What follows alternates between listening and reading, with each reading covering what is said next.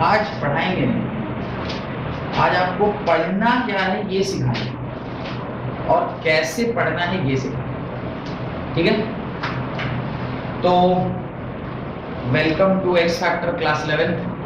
आप लोग खींच तीर के और भगवान की दया से बिना, हाँ एक्चुअली भगवान इनडायरेक्टली कोरोना के फॉर्म में आप लोग के जीवन में आए और लोगों को भले ही उससे बहुत परेशानी हुआ हो, पर अगर दो क्लास के बच्चों को ध्यान से मैं देखूं, एक तो जो 10th से 11th में गया है और एक जो आज 12th पास कर रहा है, इनके जीवन में कोरोना इनडायरेक्टली या मैं बोलूं डायरेक्टली भगवान का ही रूप है। बिना एग्जाम दिए अगर कोई एग्जाम पास कर जाए और वो भी 1-2 नंबर से नहीं, everybody will get more than 90 marks. 90% marks सबको मिलने वाला है, माने मिनिमम मार्क्स 85% और सबको 90+। तो एग्जाम नहीं लिया आप, क्या किस बेसिस पे आप उसको वेरी कराएंगे? बहुत ज्यादा वेरिएशन होने के चांसेस कम है, क्योंकि बिना एग्जाम दिए आपको अगर प्रमोट करना है तो ऑब्वियसली आपको भर भर के देना होगा, क्योंकि डिससैटिस्फैक्शन होगा तो लोग एग्जाम के लिए डिमांड करेंगे, भाई मेरे को एग्जाम देना है, एग्जाम देना है। भर भर के नंबर दे दो, टेंशन ही फ्री। तो फ्री में आपने 10वें से 11वें का जो सफर है वो पार कर लिया। लेकिन एक बात हमेशा याद रखिएगा, जब भगवान ना आकस्मिक कोई धन दे देता है तो उसके ठीक बाद बहुत बड़ा दुख भी दे। उसके बाद कोरोना, तो वो जो आपको अचानक से एकदम ना सो के उठे और इतना बड़ा धन मिल गया था, बिल्कुल मोदी जी आए और कहे भाई अब तो रद्द हो गया। नहीं, मोदी जी नहीं, आप लोगों को तो एजुकेशन मिनिस्टर से पता चला था। मोदी जी तो 12th के साथ आए, एजुकेशन मिनिस्टर ने बोला 10th का एग्जाम रद्द, इसलिए 12th का एग्जाम रद्द कराने के लिए साक्षात मोदी जी को प्रेजेंट करा। तो जो हो गया सो हो गया, जो बीत गई सो बात गई। अब आप लोगों ने क्या करना है, ये 2 साल जो अब आप स्टार्ट करने जा रहे हैं, एक्चुअली बहुत बड़ा जर्नी है, पेशेंसफुल जर्नी। 10th तक की जो पढ़ाई है, ये अगर आप ना भी पढ़ते ना तो भी पास कर देते। 10th में पास करने के लिए कोई बहुत मेहनत नहीं करना होता है, फेल करने के लिए मेहनत करना। कि अगर आप कहें 10th में मैं फेल कर रहा हूं, then what you have to do, there is an entire process. मैंने शायद पहले कभी आपको प्रोसेस बताया होगा, how you can fail in class 10th। दिया आपको पता है आप 10th में फेल कैसे कर सकते हैं, आपको कभी किसी ने बताया नहीं होगा, मैं बताता हूं। 10th में कैसे फेल करते हैं, देयर इज एकदम रिचुअल बना हुआ है, इसी तरीके से आप चलेंगे तभी फेल करेंगे। बोले अमावस्या की रात में 2 बजे उठना है, किसी शमशान को जाना है, उसमें जो रिसेंट पास्ट 1 मंथ में कुछ मुर्दा गाड़ा गया है, उस मुर्दे के पास खड़ा हो, लेकिन उनके कब्र के पास खड़ा हो और उस कब्र के पास खड़े होकर प्रार्थना करना, हे भगवान मुझे क्लास 10th में फेल करा।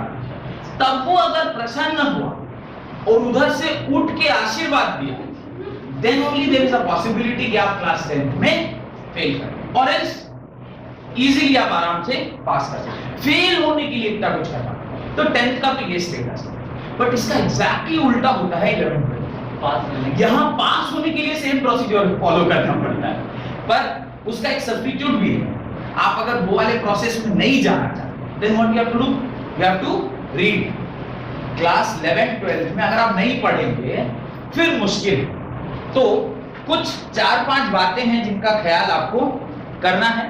पहली क्लास है और जनरली हर साल पहली क्लास पर यही 4-5 बातें मैं आपको बताता हूं कि पूरे साल भर में आपको क्या क्या करना है और क्या क्या नहीं करना है। साल भर मतलब मैं जब भी साल भर बोलूं आप उसको कितने साल समझेंगे, 2 साल समझेंगे, क्योंकि ये 2 साल का पूरा लॉन्ग टर्म प्रोसेस है, ऐसा नहीं कि 1 साल में खत्म हो जाता है। सबसे पहली चीज जो आपको करनी है वो है, आपको जानना है कि भाई प्रोसेस ऑफ स्टडिंग क्या होगा, आप पढ़ेंगे कैसे, सबसे महत्वपूर्ण चीज।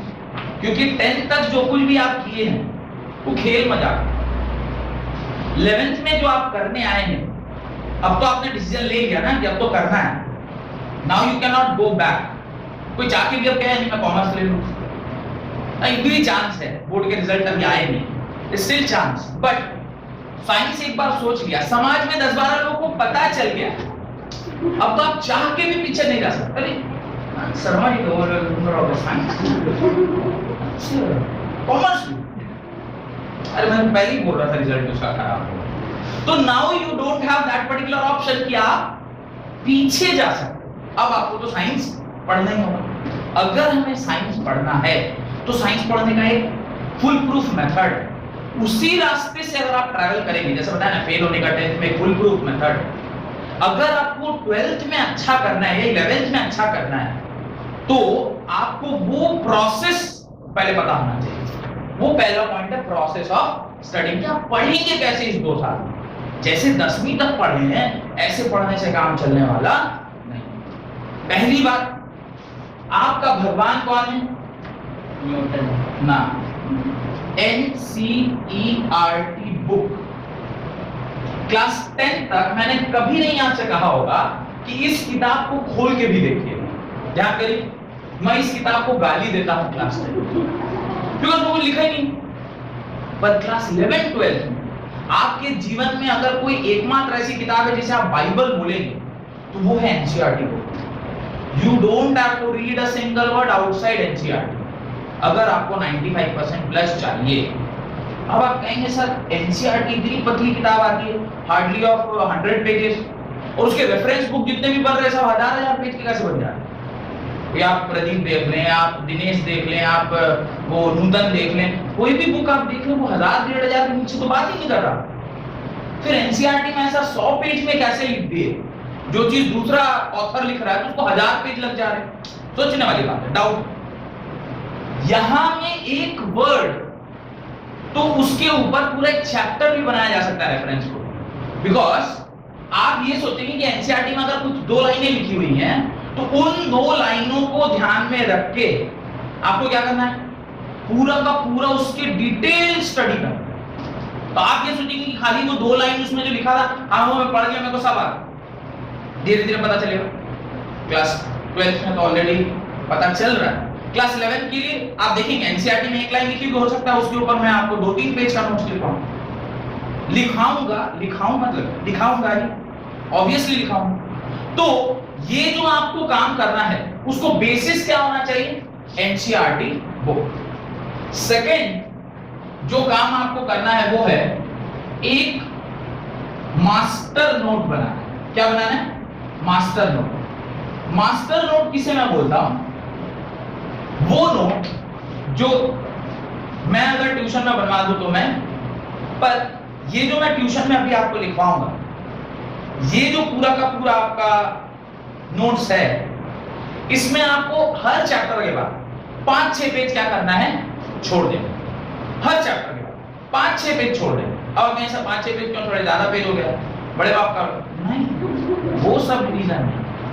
इसलिए छोड़ना है कि मान लीजिए कल को आप कोई दूसरा बुक पढ़ रहे हैं, मेरे अलावा आपके स्कूल के टीचर से आप पढ़ोगे, हो सकता है कोई कोचिंग जैसे नारायणा या प्रेरणा या इस तरह का कुछ अगर आप कोचिंग ले रहे हैं वहां के टीचर कुछ पढ़ा रहे होंगे, फिर आपने कोई रेफरेंस बुक पढ़ा होगा।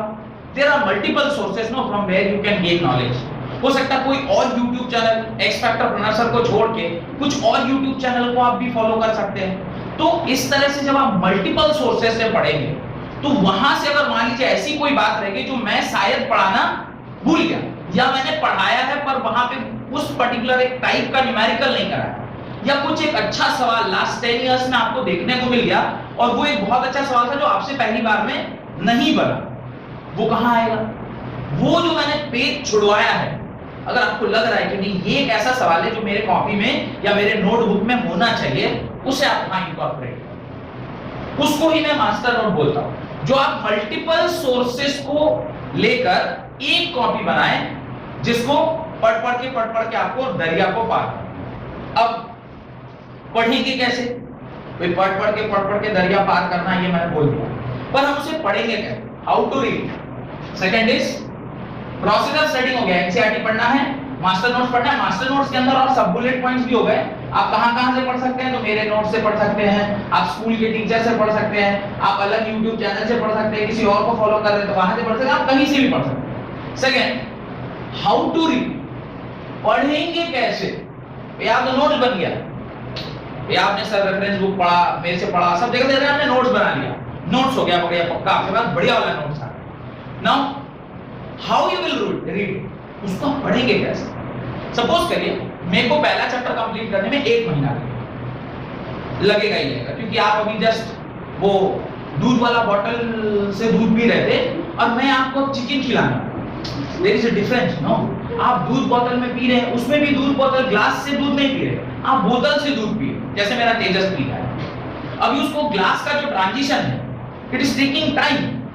अभी उसको दूध पिलाना है, उसको याद दिलाना पड़ता है, बाबू तुमको बोले थे ना बोतल छोड़ना, तुम बड़े हो गए हो अब तुम ग्लास से पियो, तो फिर बोलता नहीं नहीं आज भर में तो दूध से पिए, कल हम ये ग्लास से पिए, तो उसको बॉटल की आदत लगी हुई।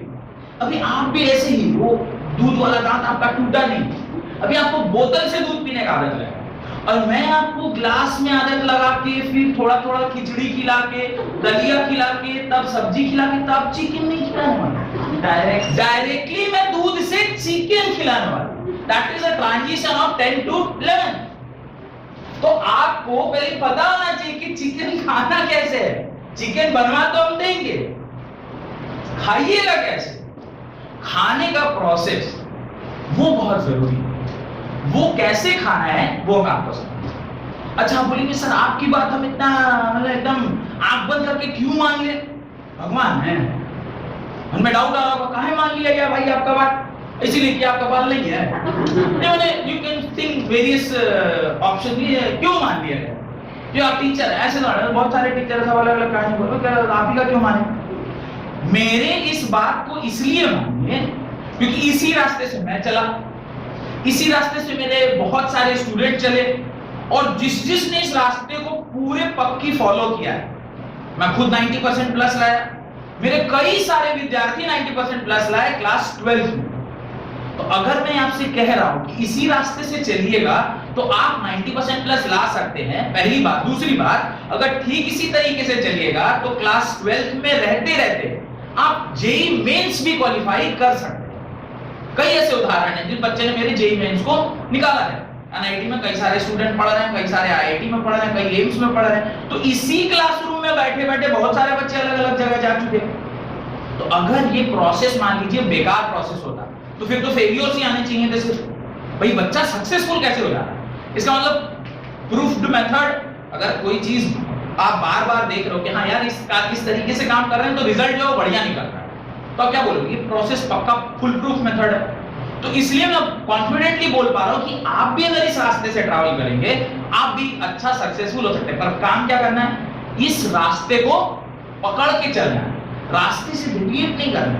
आएंगे डेविएशन थोड़ा नीचे है, नोट्स में है डेविएशन, पर अभी पहले मैं बता रहा हूं कि यू हैव टू रीड कैसे।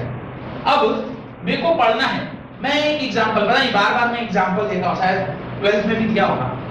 मैं जब छोटा था, छठी कक्षा में था, सैनिक स्कूल जा रहा, तो पापा ने एक किताब दी, बोले हनुमान चालीसा करके book, you know what is Hanuman Chalisa, almost everybody know Hanuman Chalisa. तो पापा बोले इसको ना तुम डेली सुबह नहाने के बाद पढ़ना, छोटी सी बुक रहती और इजी टू रीड, फोटो वोटो बना रहता, डिजाइन में हनुमान जी पूरा ऐसे करके एकदम वो पत्थर वत्थर लेके घूम रहे हैं, अच्छा लगता ना। मैं मेरे लिए तो कार्टून जैसा बुक था, छोटा था, मैं 6th क्लास में कितना ही उम्र रहता है, 10 साल 12 साल 11 साल ऐसी कुछ रहता। तो पहले दिन मैंने पढ़ा जय हनुमान ज्ञान गुण सागर, जय कपीस तिहु लोक उजागर, राम दूत अतुलित बल धामा, अंजनी पुत्र पवन सुत नामा। ये पहले दिन पढ़ा होगा। अच्छा दूसरे दिन जय हनुमान ज्ञान गुण सागर, जय कपीस तिहु लोक उजागर, राम दूत अतुलित बल धामा, अंजनी पुत्र, ऐसे करके 1 महीने बाद कैसे पढ़ने लग गया होगा, जय हनुमान ज्ञान गुण सागर, जय कपीस तिहु लोक उजागर, राम दूत अतुलित धामा, अंजनी पुत्र महादेव, ऐसे पढ़ने लग गया होगा। अच्छा उसके बाद जब 2-3 एक पूरे 6 महीने या साल भर निकल गया, अब तो बुक और आप देख भी नहीं रहे, अब तो पहला जब मगर नहाना स्टार्ट किया तहीं से चालू हो गए। टाइम से भी, टाइम मैनेजमेंट भी हम लोग पता रहता है कि अगर भी टाइम नहीं है तो जो पूजा वाला क्रम है तो रास्ते तक में ही हो जाए। तो आप जब बाद में पढ़ेंगे ना आपकी स्पीड हो, मतलब अब अगर सामने वाला सुन रहे बोले यार स्किप खा रहा है, मतलब उसको लग रहा हो कि बीच में 4-5 टाइम तो खा चुका, पर आप इतने कंठस्थ हो गए कि अब आपको पूरा रट गया। कैसे रटा, रटे कैसे, आप रेगुलर बेसिस में everyday you started reading it. यही सेम लॉजिक हम लोग जो कुछ भी है सब नेचर से ही सीखते हैं ना, और सब कुछ जो है वो हम अडॉप्ट करते हैं देख के। तो अगर कोई चीज मैं पहले कर पाया, मैं जानता हूं कि अगर पहले मैंने ये काम कर रखा है तो आज भी मैं उसी प्रोसेस से करूंगा तो मेरे से हो जाए, ठीक है।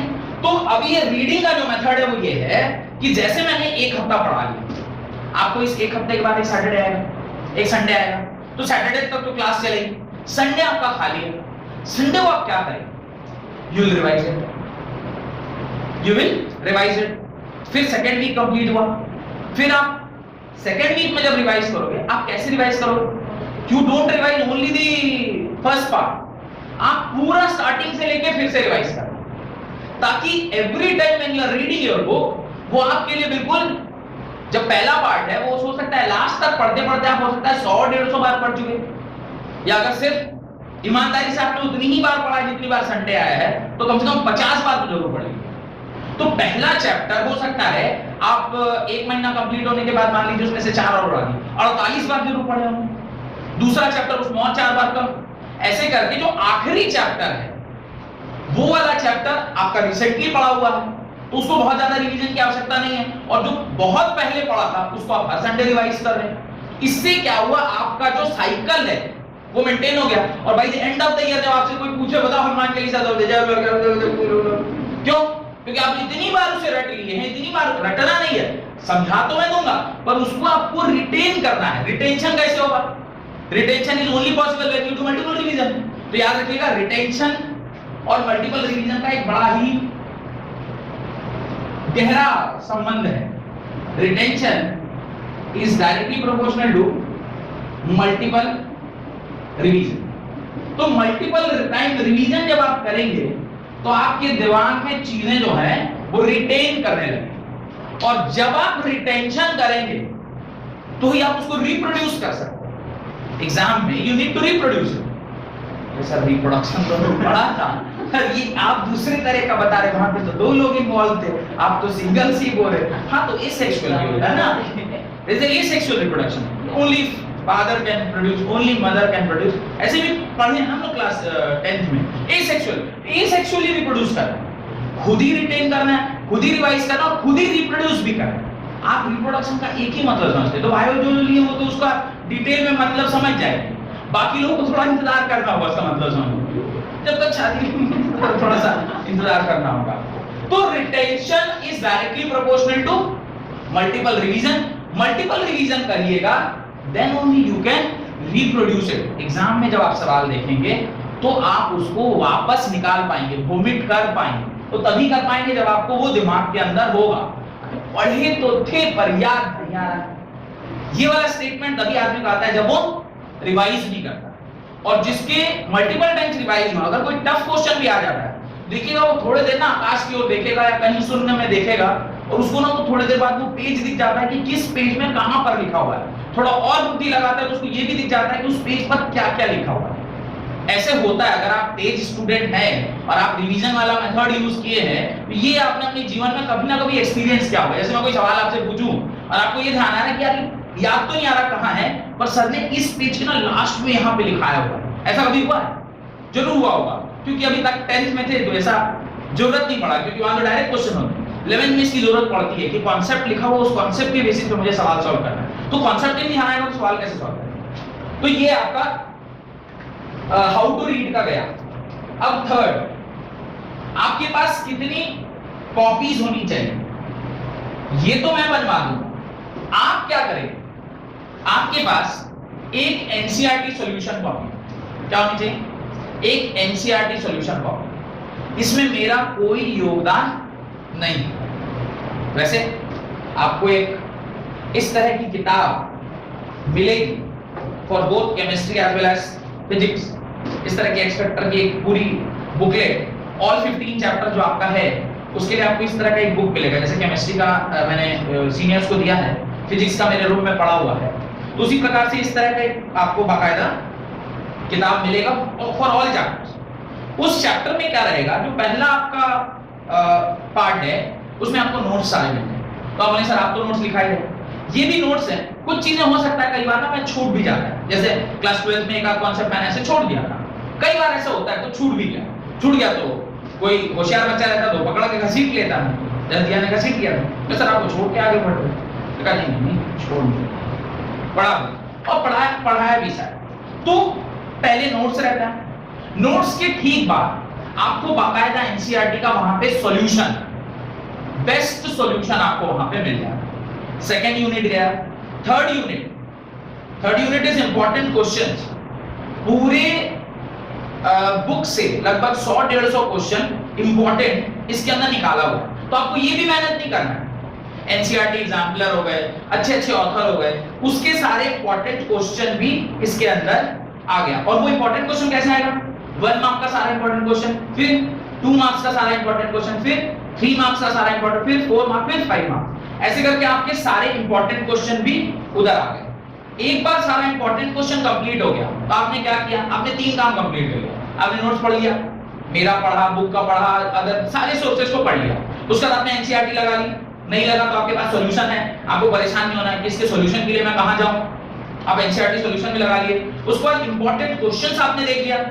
इंपॉर्टेंट क्वेश्चन देखने के बाद आपका लास्ट काम क्या होता है? इस चैप्टर को पढ़ने और समझने के बाद लास्ट 10 इयर्स में किस तरह के क्वेश्चन पूछे जाते, इससे लास्ट 10 इयर्स में क्या क्या सवाल पूछा गया, वो अलग अलग स्कूल का क्वेश्चन हम लोग के पास अवेलेबल रहता है, उसको लेके क्वेश्चन बैंक बनाया गया कि अगर मान लीजिए डीएवी है, कोई लॉयला है, कोई सेंट जेवियर्स है, सब अलग अलग स्कूल का बैंक जुगाड़ किया गया है और उसके बेसिस पे आपको 11th क्लास के सारे क्वेश्चन याद दिए प्रीवियस ईयर क्वेश्चन के नाम के कि ये स्कूल में ये ईयर को ये फलाना क्वेश्चन पूछा गया। इससे क्या हुआ? एक और बेनिफिट आपको ये पता चलेगा कि टीचर किस प्रकार से क्वेश्चन पूछता है, तो ये बुक आपको उस प्रकार से मदद करेगा। ठीक है, कॉपीज में एनसीईआरटी आपको पक्का बनाना है। ठीक है, डेरिवेशन की एक कॉपी, तो चूंकि 11th में बहुत ज्यादा डेरिवेशन नहीं होता है, इसलिए आप जो एनसीईआरटी सॉल्यूशन वाली कॉपी उसी में आप डेरिवेशन भी कर सकते हैं, और एक मास्टर नोट। तो कुल मिला के आपको कितनी कॉपी बनानी है? 3 कॉपी। अगर अलग अलग हो तो बहुत बढ़िया, लेकिन 2 तो मिनिमम होना चाहिए, एक मास्टर नोट का और एक एनसीईआरटी सॉल्यूशन प्लस आपका जो डेरिवेशन है।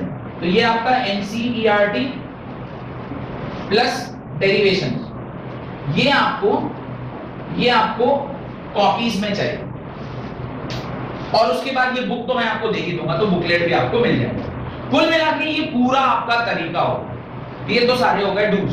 अच्छा, एवरी चैप्टर कंप्लीशन होने के बाद आपका एग्जाम होगा, जैसे कि 12th में हो रहा है, तो आप लोग अभी जस्ट चैप्टर खत्म हुआ, 1 हफ्ता का गैप, संडे एग्जाम, इधर सैटरडे और संडे और मंडे, वो हम लोग देख लेंगे। चैप्टर खत्म हुआ 1 वीक के बाद एग्जाम। 10th में ऐसा नहीं हो पाता, पर 11th-12 में ऐसा अगर नहीं होगा तो फिर आप पढ़ेंगे कैसे? तो इसलिए हर चैप्टर का, अच्छा हर चैप्टर का अगर मैं एग्जाम लेता हूं तो वहां पे भी 70 नंबर का एक पेपर आपके पास चला गया, पूरा बोर्ड पैटर्न का। अच्छा, वो 70 नंबर के पेपर के साथ उसका सॉल्यूशन भी मैं आपको दे दूंगा, तो सॉल्यूशन भी आपको मिल गया। प्लस 70 नंबर के क्वेश्चन में क्वेश्चन 120 नंबर का देता हूं। 70 मार्क्स के क्वेश्चन में मैं टोटल जो क्वेश्चन आपके पास दे दूंगा वो 120 नंबर का होगा। अब बोलिए कैसे? हर क्वेश्चन में मैं और डाल के देता हूं ताकि ज्यादा से ज्यादा अच्छे क्वेश्चन आपके पास जा सके। तो 120 मार्क्स का क्वेश्चन पेपर वो रहता है जिसमें से मात्र 70 नंबर का ही आपको सॉल्व करना। डन। इस तरीके से ये पढ़ने का सारा अप्रोच है, माने ये सब आपको करना है। अब नेक्स्ट बात आई, क्या क्या नहीं करना। नहीं करने वाला जो काम है उसके ऊपर ज्यादा ध्यान दीजिए। पहली चीज, एक बहुत ही बड़ा इडियट डिवाइस आपके हाथ में अभी रह रहा है। खैर, मैं इसे इडियट पहले बोलता था, अब तो ये लाइफ सेवर, हम जैसे टीचरों, अगर ये ना होता तो शायद हम लोग तो मर गए होते, क्योंकि 2 साल में पेमेंट ही नहीं आता था।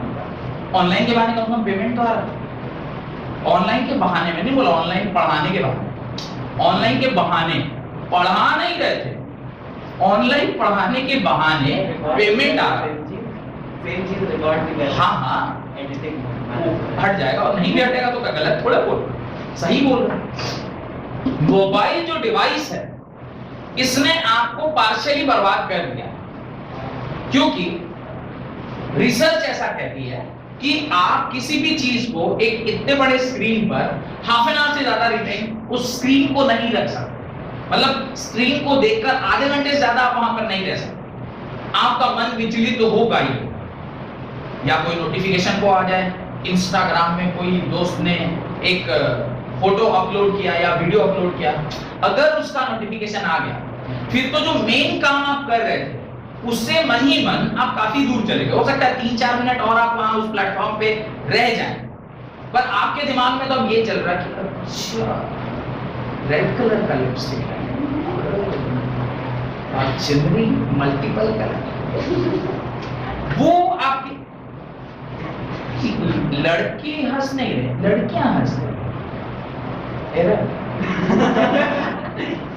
मैंने लड़कों को ध्यान में रख के ये बात नहीं, हम लोग कंट्रोल करते हैं। अच्छा, अंदर ही मतलब मास्क के अंदर ही आप लोग कर चुके, पता नहीं चला, लड़के थोड़ी, चलिए ठीक है।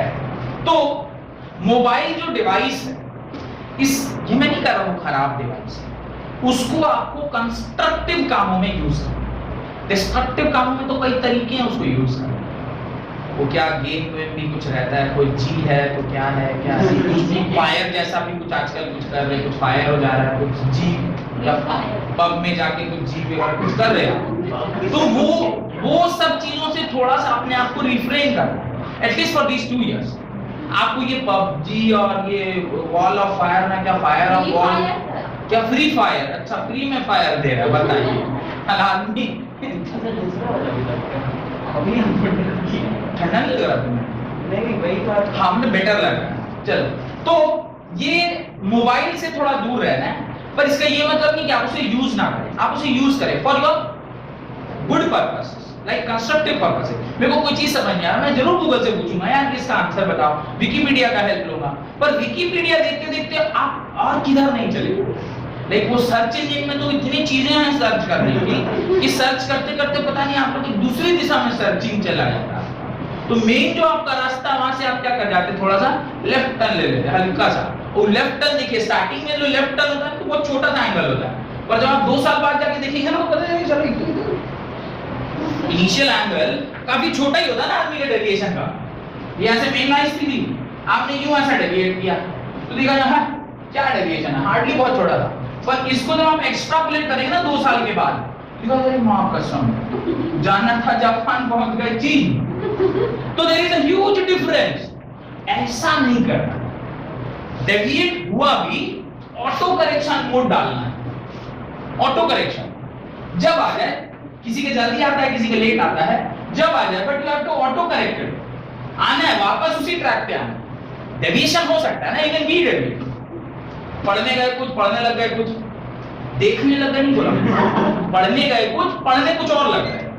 अरे पढ़ना था रिसर्च पेपर कोई, और पढ़ते पढ़ते फिर कोई स्पिरिचुअलिटी छोड़ के कुछ नेता वेता का ऐसा आ गया, तो मेरा पॉलिटिकल थोड़ा इंक्लिनेशन ज्यादा था, मैं उसको पढ़ने लग गया। मेरे साथ जो जनरली डेविएशन मेरे साथ होता है वही होता है, पढ़ना था रिसर्च पेपर, रिसर्च पेपर छोड़ के मैं क्या पढ़ने लग गया, अखिलेश यादव ने क्या कमेंट किया और उसके बाद कैसे लड़ाई स्टार्ट हुई, मैं वो सब थोड़ा पढ़ने लगा। पॉलिटिकल इंक्लिनेशन थोड़ा ज्यादा है, पॉलिटिक्स में ज्यादा इंटरेस्ट है। पर उसके बाद थोड़ी देर बाद ना ऑटो करेक्ट होना चाहिए। अभी ये क्या कर रहा, मैं तो रिसर्च पेपर पढ़ने वाला, मेरे को तो आज कंप्लीट करना है। ऑटो करेक्शन जरूर होना चाहिए। Coming back to original part, कुछ लोगों के 12th क्लास के बाद आता है कि अरे यार तो खत्म हो गया, 2 साल बर्बाद हो गए। तो ऑटो करेक्ट होने के बाद मार्जिन में, पैराग्राफ में मार्जिन भी नहीं रह रहा ऑटो करेक्ट का, वैसे सिचुएशन में नहीं जाना। पहला। दूसरा जो इससे भी ज्यादा इंपॉर्टेंट,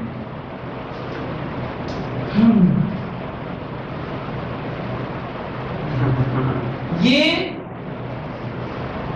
बहुत ज्यादा डिफिकल्ट वर्ड नहीं है। रीजन भी कि बॉयफ्रेंड मतलब जो इतना मैं समझ पा रहा हूं कि एक लड़का है जो किसी का दोस्त है, बॉयफ्रेंड। गर्लफ्रेंड का मतलब जो मैं समझ पा रहा हूं एक लड़की है जो किसी की दोस्त है। पर पिछले 4-5 सालों में इसका मतलब ड्रास्टिकली चेंज कर रहा है। ने ऐसा यूटर्न लिया है इसका मतलब कि मतलब हम लोग भी उसका मतलब ठीक से समझ गए कि क्या मतलब है इसका, बॉयफ्रेंड गर्लफ्रेंड।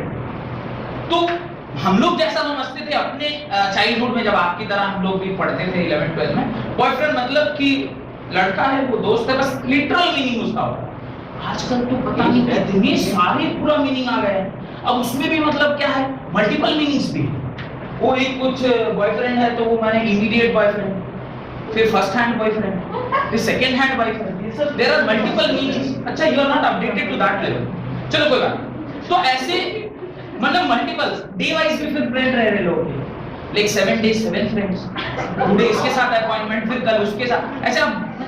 फिर एक डिस्टेंट लर्निंग कोर्स भी, एक तो लोकल, एक दिल्ली बेस्ड गर्लफ्रेंड जो कि फेसबुक पे है, और एक लोकल कि यहाँ का जो डिमांड है उसको इधर पूरा किया जाए, और जो डिस्टेंट लर्निंग डिमांड है उसको डिस्टेंट में पूरा। ऐसे मल्टीपल डेफिनेशन था इन सारे कांडों से। I am using a word कांड। अब ये सब कांड तो बहुत खराब है, दिया आप इसको एग्री करते हो, कांड इज अ बैड, जैसे हम बोलते हैं क्या बेकार कांड कर दिया यार, नहीं। कांड अगर खराब होता तो फिर रामायण में कैसे आता? बाल्या कांड, आरण्य कांड, वो कांड मींस एक इवेंट, प्रक्रिया, लोग इवेंट। ये इस कांड से आपको 2 साल के लिए पूर्णतः दूर रहना। फ्रेंड्स ओके, दोस्त तो बनने ही चाहिए, अच्छे दोस्त भी बन जाने चाहिए। अच्छे दोस्त बनाते बनाते कब वो ज्यादा अच्छे दोस्त अगर बन गए तो फिर दिक्कत है, तो वहां तक का जर्नी ट्रैवल नहीं करना है। ये चीज 2 साल के लिए, उसके बाद जब आप कॉलेज जाएंगे फिर how to make friends, how many friends, and how to manage them, and how to manage them, ये ट्रेनिंग मैं आपको दे दूंगा फ्रॉम माय पर्सनल एक्सपीरियंस। तो अभी फिलहाल 2 साल आप किसी और के हो जाए, मैं किसी और का हूं फिलहाल, तो 2 साल के लिए आप पढ़ाई लिखाई के हो जाए। उसके बाद जब ये 2 साल निकल जाए और आप किसी एक बड़ी कॉलेज में एडमिशन ले लें, आप IIT चले गए, आप एम्स चले गए, आप NIT चले गए, फिर कम टू मी अगेन, मिठाई ले, and then ask me all those questions कि अब 4 साल कैसे बिता, detailed explanation, how to spend your 4 years, enjoy every day, every second, उससे ज्यादा डिटेल में जाना नहीं चाहिए। तो आप लोग को ये 2 काम थोड़ा सा रिफ्रेन करना है। मैं नहीं बोलूंगा कि एकदम ही नहीं हो सकता है, दिस इज पॉसिबल। आपकी दृढ़ इच्छा अगर होगी तो ये दोनों काम आप करने से अपने आप को रोक सकते हैं। और अब रोक लिया तो 12th में फिर नहीं, 11th भर ही रोकना।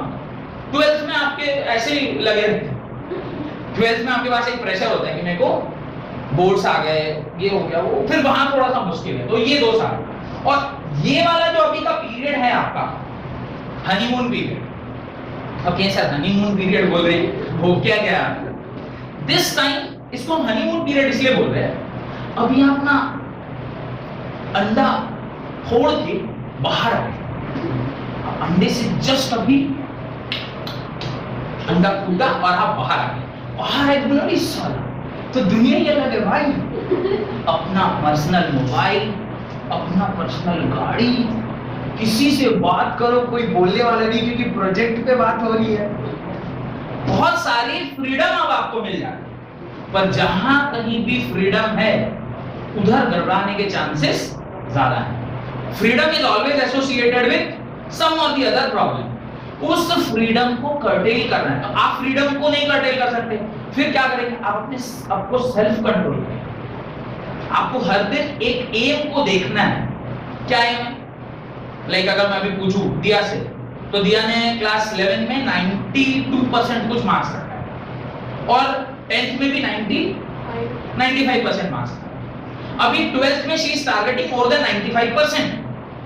तो अगर वो ऐसे टारगेट कर रही है तो उसके लिए उन्होंने कुछ ना कुछ अपने, या तो ब्रेन के अंदर आप सबकॉन्शियस माइंड में डाल दीजिए कि भाई मेरे को 95% लाना है, every day when you are waking up you have to remember it कि मेरे को 95% लाना है। और इस जहां आप सोते उठते हैं उसके ठीक सामने अगर कोई दराज है, कोई अलमीरा है, कोई मिरर है, तो उसके ऊपर अपना टारगेट लिखिए and every day watch it, ताकि जब जब आप डेविएट होंगे ना तो वो याद दिलाएगा आपको कि क्या सोच के मैंने ये टारगेट लगाया, and then you will come back. ये जो ऑटो करेक्शन है ना, ये हो जाए। अगर आपको कोई बताने वाला नहीं है, क्योंकि आपका एम, आपके माँ पिताजी तो नहीं बताएंगे, आपका एम मैं तो आपको नहीं बताऊंगा, पर आप क्या सोच के वो लगाएंगे तो आप ही जानते हैं। तो वो ऑटो करेक्शन कराने में आपकी बहुत मदद करेगा। टारगेट योर एम, मेरे को 95% चाहिए, मेरे को आईआईटी निकालना है, एनआईटी निकालना, व्हाटएवर इज योर एम, उसको आप पूरा टारगेट करिए। एवरी डे मॉर्निंग उठिए, सबसे पहले उसको देखिए, अच्छा मेरा एम तो यही है, if I am doing something else I must auto correct. तो वो करना बहुत ज्यादा जरूरी है। यहां तक बात समझ में आ गई, क्या करना है और क्या नहीं करना है। मेरे ख्याल से मैंने पूरा क्लियर कर दिया। कैसे पढ़ना है, अच्छा लास्ट एक बात और रही, कैसे पढ़ना है तो बताया, कितना पढ़ना है नहीं बताया। लोगों के मन में ये भी डाउट रहता है कितने घंटे पढ़ना चाहिए सर 11th 12th में आने के बाद। चलिए एक बार रैंडमली पूछ लेते हैं कि लाइक आपको क्या लगता है कितने घंटे पढ़ना चाहिए। हाँ, आपको कितना पढ़ना चाहिए, मतलब कितना लगता है कितने घंटे पढ़ना चाहिए? 6 आवर्स। आपको बोले थे ना, हाँ, मेरा फॉर्मूला है, जो जिस क्लास में है by 2, if you are in class 10 आधा कर दीजिए 5 घंटा, if you are in class 11 आधा कर दीजिए 5.5 घंटा, if you are in class 12 आधा कर दीजिए 6 घंटा। ये आपका पर्सनल स्टडी आवर है, तो सेल्फ स्टडी। ये सेल्फ स्टडी आवर आपके जीवन में होना ही चाहिए। 6 घंटे आपको सेल्फ स्टडी या 5.5 घंटे आपको सेल्फ स्टडी करना ही करना है इन ऑर्डर टू गेट 95%। मैं मान लीजिए आपको 1.5 घंटे पढ़ाऊंगा, 1 घंटे पढ़ाऊंगा, आप केमिस्ट्री भी 1 घंटे पढ़ ली, फिजिक्स 3 ही घंटे पढ़े। स्कूल में मान लीजिए आप 4 घंटे 5 घंटे पढ़ रहे हैं, 5 घंटा उधर और 3 घंटा इधर निकाल दिया, 8 घंटा चला गया। 8 घंटा आप सो भी लिए तो 8 16 गया, बाकी के बचे 8 घंटे। उस 8 घंटे में 2 घंटा पर्सनल कामों के लिए निकाले, नहाया खाया धोया खाया सब, वो सब काम कर डाले। उसके बाद पूरी पक्के 6 घंटा बच रहा है। देखिए तो 6 घंटे का सेल्फ स्टडी तो आराम से आप कर सकते, equal time to equal subject. 2 घंटा फिजिक्स पढ़ा, 2 घंटा केमिस्ट्री पढ़ी, 2 घंटा मैथमेटिक्स, अगर बायो वाला कोई है तो अपना बायो चिपका। ये इस तरह से आपको 6 घंटे आपको जीवन में अपने इस काम के लिए निकालने। डन। अब रहेगा बोले सर तो इसके बाद के 2 सब्जेक्ट का नहीं पढ़ेंगे, पढ़ो, उसको भी पढ़ो, सैटरडे संडे रखो उसके लिए। इंग्लिश पढ़ना होगा या हिंदी पढ़ना होगा या कंप्यूटर पढ़ना होगा या फिजिकल एजुकेशन। किन ने फिजिकल एजुकेशन लिया है, फिजिकल एजुकेशन लेने वालों को पढ़ना ही नहीं पड़ता, वो तो जब एग्जाम का शेड्यूल आता है उस छुट्टी में आप बुक खरीदेंगे तो भी हो जाएगा। कंप्यूटर 1 मिनट 2 मिनट 1 से कभी लगा। तो फिजिकल एजुकेशन जो सब्जेक्ट है वो आपको पढ़ना है। इंग्लिश मीडियम में अगर आप पढ़ रहे हैं, इतनी इंग्लिश आपको आती है कि आप सिर्फ वो जो लिटरेचर वाली बुक है ना उसका गाइड वाइड भी खरीद लें, या नई गाइड अगर खरीद रहे हैं तो जो आपके टीचर पढ़ा रहे हैं उसको अगर सिर्फ ध्यान से सुन लें तो आप अपना आंसर आसानी से लिख पाएंगे। You have to only understand the context, वो क्या बोल रहा है, वो कंटेक्स्ट ही आपको ध्यान रखना है। अगर कंटेक्स्ट आपको ध्यान है तो आप आसानी से इंग्लिश संभाल लेते हैं। तो इंग्लिश और फिजिकल एजुकेशन अगर आपने लिया है तो आपको कोई टेंशन लेने की जरूरत नहीं है। सिर्फ और सिर्फ आपको ध्यान क्या देना है, मेन 3 सब्जेक्ट के ऊपर, चाहे वो फिजिक्स केमिस्ट्री मैथ्स हो या फिजिक्स केमिस्ट्री बायो। डन। इस प्रकार से ही आपको 2 साल पढ़ाई करनी है। उसमें आज जो मैं क्लास लेने वाला हूं ये तो हो गया तो क्लास के पहले की बात। अब जो मैं, अच्छा this is equally applicable to all student reading physics as well as chemistry from me. और फिजिक्स जो पढ़ रहे हैं उसके लिए भी यही सारा चीज है, और केमिस्ट्री जो पढ़ रहे हैं उसके लिए भी यही सारा चीज। ऐसा मतलब नहीं कि केमिस्ट्री पढ़ने के लिए फिर अलग से कल भी मैं ऐसे ही कुछ भाषण दूंगा। ये equally valid to all the students, चाहे आप कोई भी सब्जेक्ट पढ़ रहे हो। ये जो थ्योरी मैंने बताया ये सबके लिए वैलिड है। अगर 2 साल आप इस मेहनत को कर लेते हैं तो आपके जीवन में 2 साल बाद खुशी आएगी। और अगर ये सब में से कुछ चीजें आप नहीं कर रहे तो आप छोटी छोटी खुशियों के साथ जिएंगे। मोबाइल देखिएगा, क्षणिक खुशी, आपने गर्लफ्रेंड से बात करी, क्षणिक खुशी।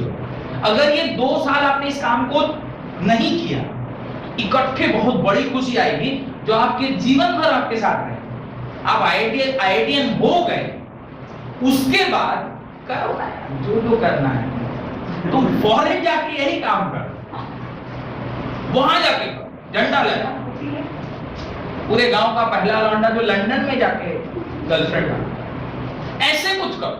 पर अभी नहीं, अभी क्या काम है, अभी सिर्फ और सिर्फ पढ़ाई पे फोकस है। ये 2 साल वो चक दे इंडिया में उसने बोला है, ये 70 मिनट, ये 2 साल सिर्फ ईमानदारी से आप मेहनत करिए, जीवन में कभी कोई कष्ट नहीं होगा। और एक सिंपल सी थ्योरी है, ये 2 साल मेहनत कर लो, जीवन भर ऐश करो, या फिर ये 2 साल ऐश कर लो, जीवन भर मेहनत करो। चुनना आपको है। मैं ये 2 साल मेहनत कर लूंगा, मैं कोई अच्छे कॉलेज में अच्छी जगह पर चला गया, फिर तो आगे का रास्ता भगवान ही ट्रेवल करा देंगे। तो तुम स्टार्टिंग ही करो कि अगर आईआईटीएम हो गए तो तुम्हारी स्टार्टिंग सैलरी होगी 15 लाख 20 लाख, तो फिर तुम्हें क्या सोचना है। लेकिन अगर अभी इस 2 साल में तुम खेल कूद हंसी मजाक कर लिए, फिर जीवन भर जिंदगी तुम्हारे साथ खेल कूद हंसी मजाक करती रहेगी। तो उस हंसी मजाक से बचने के लिए इधर तुम हंसी मजाक मत। डन। अब हम लोग आज की क्लास में फिजिक्स जानेंगे कि पूरे साल भर में हमें कितना फिजिक्स पढ़ना है। तो हेडिंग डालिए, लिखिए फिजिक्स, PHYSICS, ऊपर पूरे पेज के ऊपर में लिखिए फिजिक्स। अब फिजिक्स के अंदर हम लोगों को जो इस साल पढ़ना है, वो जानने से पहले मुझे ये जानना चाहिए कि फिजिक्स कैसे इवॉल्व किया। फिजिक्स कैसे इवॉल्व किया? तो 1930 से पहले, 1930 से पहले फिजिक्स को हम क्लासिकल फिजिक्स बोलते, क्या बोलते थे? क्लासिकल फिजिक्स बोलते। 1930 के बाद इसको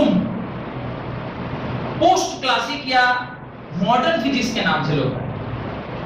मॉडर्न फिजिक्स और क्लासिकल फिजिक्स में क्या डिफरेंस है वो भी थोड़ी देर में मैं आपको बताता हूं। पर अगर ब्रॉडली देखा जाए तो फिजिक्स कितने प्रकार का है, मतलब फिजिक्स कितने पार्ट में डिवाइडेड है? On the basis of era physics is divided into 2 part. 1930 के पहले का physics is called as classical physics, 1930 के बाद का physics is known as modern physics. हम लोग जिस एरा में हैं that is modern physics era.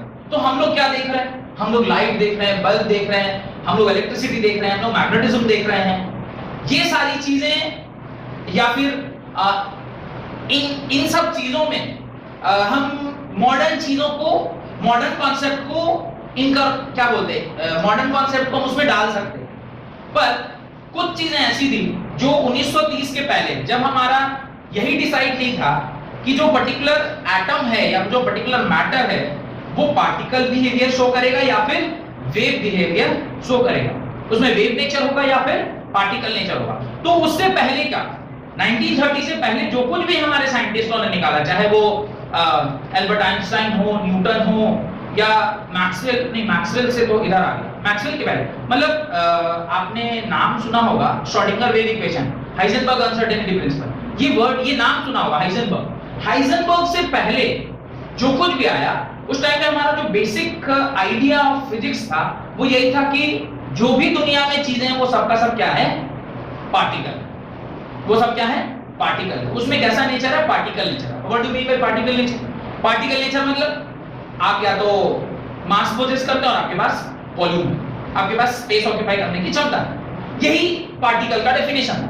Anything which has mass and occupies space and can be sensed through our sense organs, आप उसको छू के सेंस कर पा रहे हैं, that is only called as particle. तो वो पार्टिकल नेचर आपको 1930 के पहले, तो हमारे साइंटिस्ट को पता ही नहीं था कि इन पार्टिकल्स में भी क्या नेचर होता है? Wave nature. फिर कुछ साइंटिस्ट ऐसे आए लगभग 1910 के आसपास या 1915 के आसपास, जिन्हें बोला नहीं, सिर्फ दुनिया में पार्टिकल नेचर नहीं है, एक और कॉन्सेप्ट है जिसको बोलते हैं वेव नेचर। तो उन्हें बोला कि लाइट का जो इंपैक्ट, हम लोग क्या लाइट देख रहे हैं? बल्ब देख रहे हैं। Can you see light? You can see the impact of light. Light अगर इस टेबल पे पड़ा है तो वो टेबल मुझे दिख रही है, तो it is impact of light.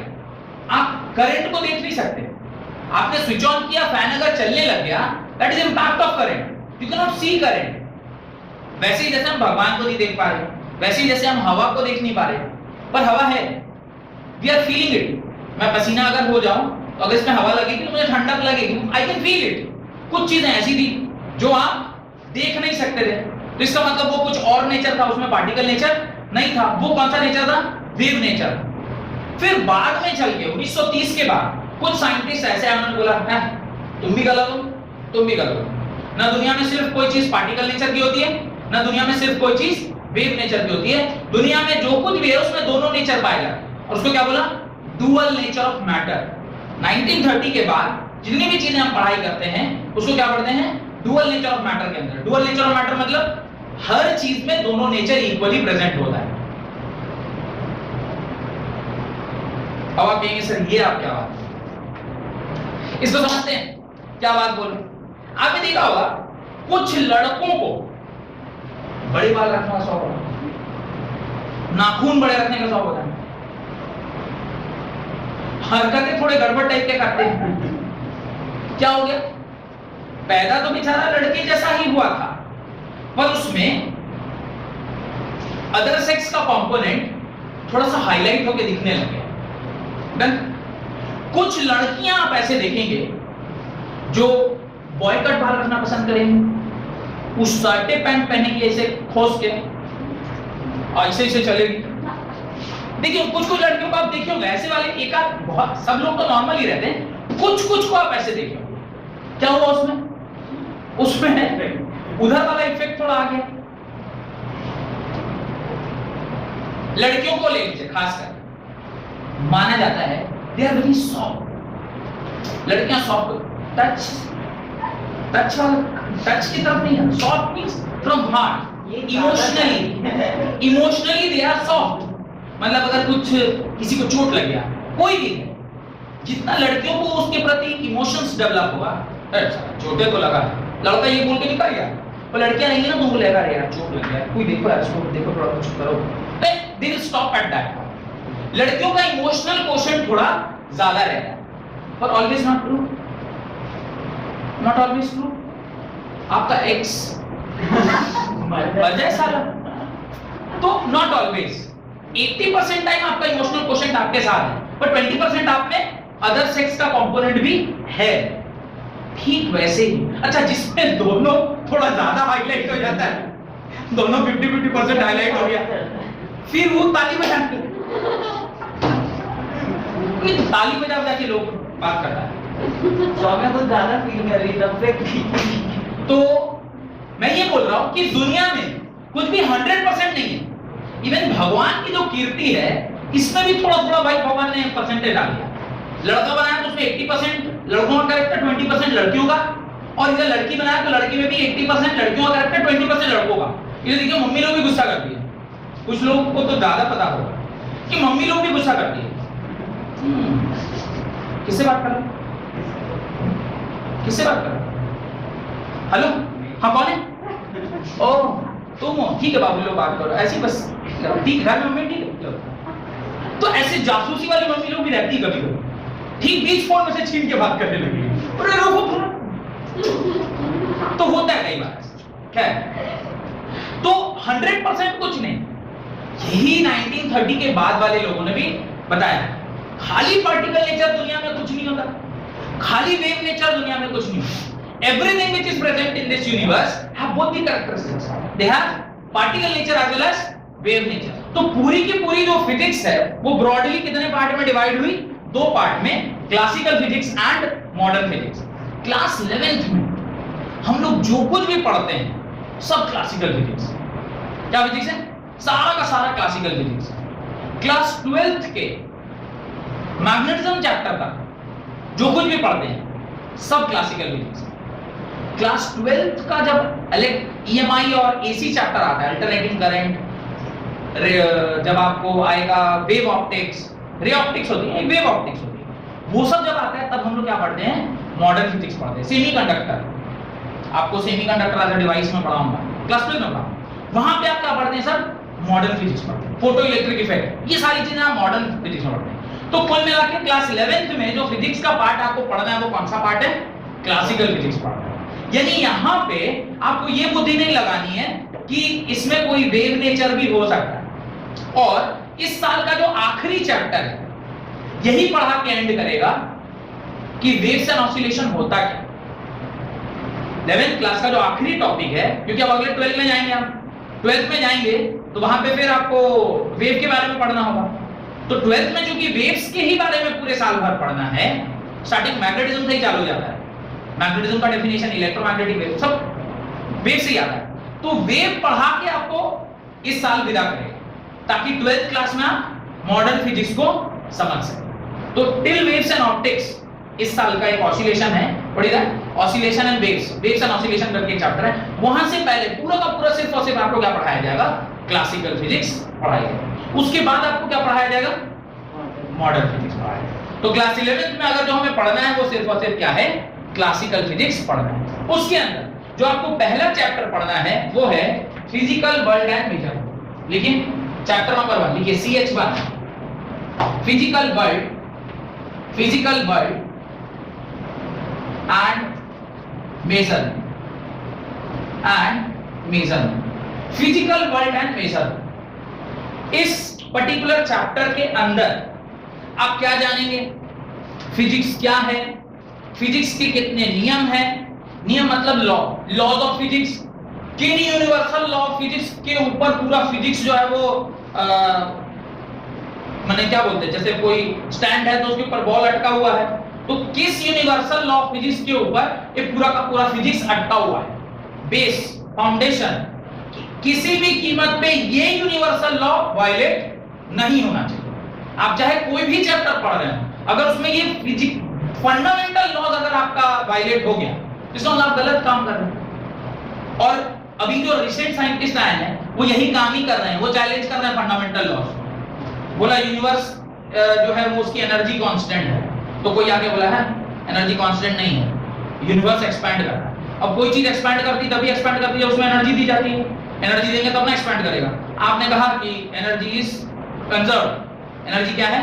Conserved है, नाइदर क्रिएटेड नॉर डिस्ट्रॉयड। और फिर एक दूसरा आर्गुमेंट आ रहा है कि यूनिवर्स एक्सपैंड कर रहा है, यूनिवर्स इज एक्सपैंडिंग, मतलब अंदर कहीं ना कहीं खुद से हीट डेवलप हो रहा होगा, तो नहीं यूनिवर्स एक्सपैंड कर रहा है। नहीं तो होना क्या चाहिए था? एक form of energy converting into another form of energy. तो इस तरह से एक्सपेंशन ऑफ यूनिवर्स तो संभव नहीं है, क्योंकि एनर्जी तो आप बढ़ा नहीं सकते। लेकिन अगर यूनिवर्स एक्सपैंड कर रहा है, ये बात सत्य है, तो पहली वाली बात गलत है, और अगर पहली वाली बात सही है तो दूसरी वाली बात गलत है, कॉन्ट्राडिक्ट कर रहा है। तो इन सारी चीजों को हमें पढ़ना है। अब हम लोग थोड़े बड़ी-बड़ी बातें भी करेंगे, क्योंकि अब आप बोला ना अचानक से आपको वो दूध का बोतल छोड़ के सीधे चिकन मटन खाना है, तो चीजों को आप ग्रास्प करने की क्षमता थोड़ी सी आपको क्या करनी होगी? बढ़ानी होगी। वो बढ़ जाएगा धीरे धीरे। तो सबसे पहला चैप्टर जो है फिजिकल वर्ल्ड एंड मेजरमेंट, इसके अंदर आपको 4-5 बातें पढ़नी है। लिखिए, point number 1, what is physics, what is physics. Next, scope of physics, next, scope of physics. Third, remarkable progress in physics, कैसे कैसे फिजिक्स प्रोग्रेस किया। Next, remarkable progress in physics. Next, nature of physical law, nature of physical law कि क्या क्या laws हैं physics को govern करने वाले। कितने टॉपिक हो गए? 4 टॉपिक। इस 4 टॉपिक के बगल में आप लिखिए फिजिकल वर्ल्ड, फिजिकल वर्ल्ड। ये जो फिजिक्स है इसके बारे में पढ़ेंगे। अभी तक आप कई बार फिजिक्स पढ़े होंगे, फिजिक्स में आपने कई सारे चैप्टर्स बचपन में पढ़े होंगे। अब जो हम लोग फिजिक्स पढ़ेंगे वो थोड़ा सा अलग है, क्योंकि पहले हम जानेंगे कि यार ओरिजिन कहां से हुआ, फिजिक्स पैदा कैसे हुआ, किस तरह से फिजिकल वर्ल्ड के बारे में जानेंगे। देन सेकंड पार्ट में एक लाइन छोड़ के लिखिए मेजरमेंट वाला पार्ट, उसके अंदर सब लिखिए, मैंने पॉइंट वाइज लिखते जाइए, एक लाइन छोड़ के लिखिएगा, पॉइंट लिखिए। Physical quantities, physical quantities, physical unit, physical quantity, physical unit, need for measurement, physical quantity, physical unit, need for measurement, errors in measurement, errors in measurement,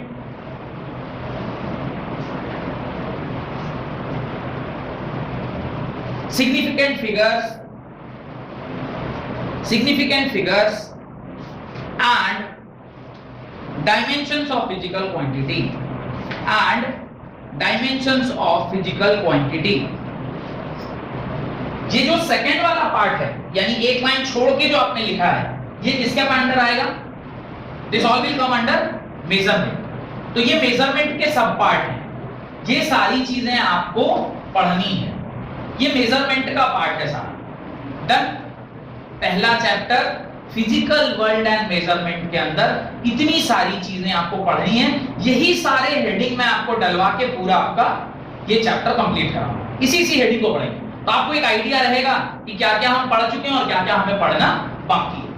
अब देखिए वो जो सेकंड पार्ट है उसके अंदर मेजरमेंट में क्या है, पहले तो ये जानते हैं what is the physical quantity. पहले फिजिकल क्वांटिटी क्या है? मास, लेंथ, वेट, सेकेंड, कुछ क्वांटिटीज है जिसको हम फिजिकल क्वांटिटी के टर्म्स में डिफाइन करते हैं। अगर कोई क्वांटिटी है तो उसका यूनिट, अब वो फिर दो प्रकार का होगा, स्केलर होगा, वेक्टर होगा। वो सारी चीजें यहाँ पे हमें पढ़नी है। पढ़ने के बाद जब कभी भी आप कोई मेजरमेंट करते हैं तो फिर पहले पढ़ेंगे कि मेजरमेंट क्यों करते हैं, फिर मेजरमेंट क्यों करते हैं पढ़ने के बाद जब आप थोड़ा और आगे बढ़ेंगे तो फिर पढ़ेंगे कि अगर मेजरमेंट हुआ है तो वहां एरर आएगा, तो फिर एरर के बारे में पढ़ना होगा। अगर कहीं पर एरर है तो फिर उसका बाद सिग्निफिकेंट फिगर्स की कहां तक हमें देखना है, तो फिर सिग्निफिकेंट फिगर आएगा। और लास्टली डायमेंशन एनालिसिस, वो बहुत इंपॉर्टेंट पार्ट है पूरे इस चैप्टर में। जो सबसे इंपॉर्टेंट है वो डायमेंशन एनालिसिस ही है, उसी के ऊपर सवाल आपको पूछा जाता है। लेकिन ये जो ऊपर का है, ये जब तक आप नहीं समझिएगा तो डायमेंशन एनालिसिस समझना आपके लिए संभव नहीं है। तो कुल मिला के इतनी सारी बातें आपको फर्स्ट चैप्टर में पढ़नी है। हेडिंग सेकंड चैप्टर का motion in a straight line, chapter number 2 motion in a straight line, motion in a straight line. अब ये सेकंड चैप्टर है आपका जो ऑलरेडी क्लास 9th में आप पढ़ चुके हैं। आपने यही चैप्टर जिसको मोशन इन वन डायमेंशन भी बोलते हैं, ये चैप्टर ऑलरेडी आप क्लास 9th में पढ़े हुए हैं और मैंने बहुत अच्छे से आपको पढ़ाया था। तो इसलिए यहां पर थोड़ा सा आपको ना फास्ट में भगाऊंगा। इसका ये मतलब नहीं कि मैं आपको नहीं पढ़ाऊंगा, थोड़ा सा फास्ट भगाऊंगा। उसका रीजन ये है कि ऑलरेडी 9th क्लास में मैंने ही आपको पढ़ाया है, तो थोड़ा सा फास्ट भगाऊंगा यहाँ पे। तो उसके अंदर सब हेडिंग्स डालिए। रेस्ट एंड मोशन, पहला रेस्ट एंड मोशन, दूसरा position, position, distance and displacement, position, distance and displacement, position, distance and displacement. Next velocity and speed, next velocity and speed, next acceleration, acceleration, graphs related to position and time, graphs related to position and time, next graphs related to velocity and time, next graph related to velocity and time, next relative velocity, next relative velocity, next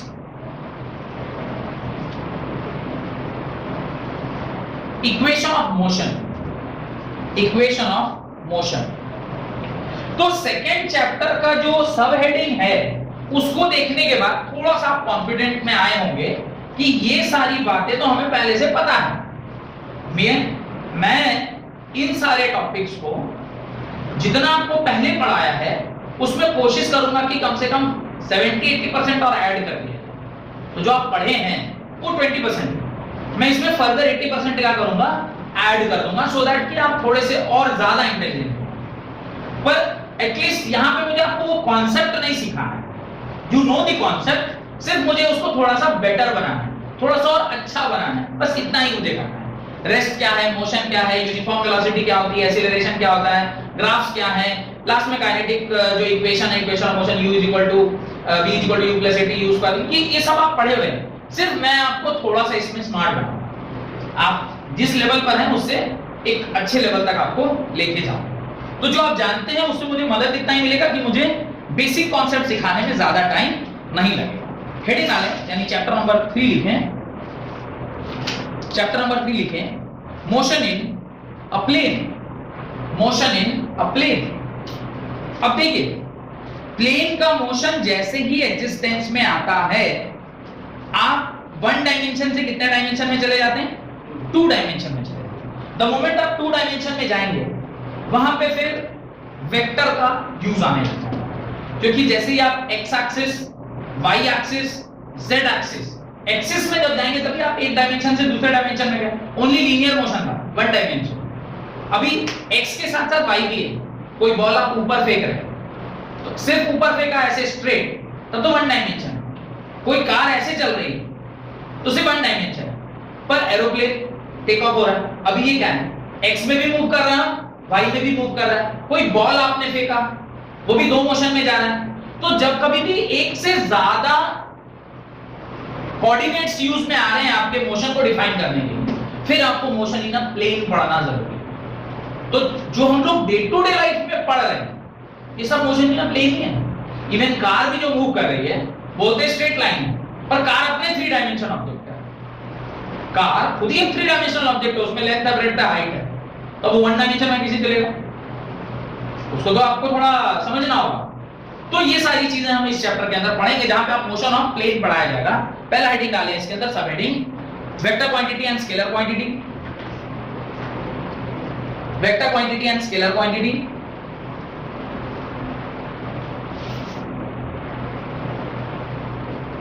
basic mathematics.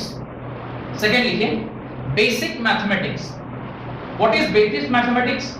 Basic mathematics के अंदर आपको मैं पढ़ाऊंगा differentiation, आपको मैं पढ़ाऊंगा integration, आपको मैं पढ़ाऊंगा कि डॉट प्रोडक्ट कैसे लेते हैं, आपको मैं पढ़ाऊंगा क्रॉस प्रोडक्ट कैसे लेते हैं, वेक्टर को रिजॉल्व कैसे करते हैं। ये सारी बेसिक चीजें इतना जरूर पढ़ा दूंगा मैथमेटिक्स आपको कि 11th 12th में जितना आपको चाहिए उतना मैथमेटिक्स आपको मैं ज्ञान में दे दूं कि आप एटलीस्ट 11th 12th वाला पार्ट आपका क्लियर हो। ठीक है, क्योंकि जो लोग मान लीजिए फिर मैथ्स पढ़ रहे हैं उनको इंटीग्रेशन डिफरेंशिएशन तो बहुत डिटेल में पढ़ाया जाएगा, पर जो लोग बायो पढ़ रहे हैं उनके लिए तो डिफिकल्ट है। अगर आप बायो पढ़ रहे हैं तो मैथ सॉल्व करना थोड़ा सा हमारे लिए डिफिकल्ट हो जाता है। तो अगर आपको ये बेसिक नॉलेज नहीं है मैथमेटिक्स का, फिर आप फंस जाएंगे, और फंसेंगे तो फिर मुझे याद करेंगे, तब फंस के याद करेंगे, उससे अच्छा मैं पहले ही पढ़ा दूं ताकि आप बाद में मुझे डिस्टर्ब ना करें। फिर लिखिए vector product, scalar product, vector product, फिर उसके नीचे लिखिए scalar product, vector product and scalar product. फिर उसके नीचे लिखिए रिजल्टेंट वेक्टर, रिजल्टेंट वेक्टर। फिर लिखिए रिजोल्यूशन ऑफ वेक्टर, फिर लिखिए resolution of vector. Resultant vector के नीचे लिखिए resolution of vector, resolution of vector. फिर थर्ड लिखिए उसके नीचे motion in a plane, motion in a plane.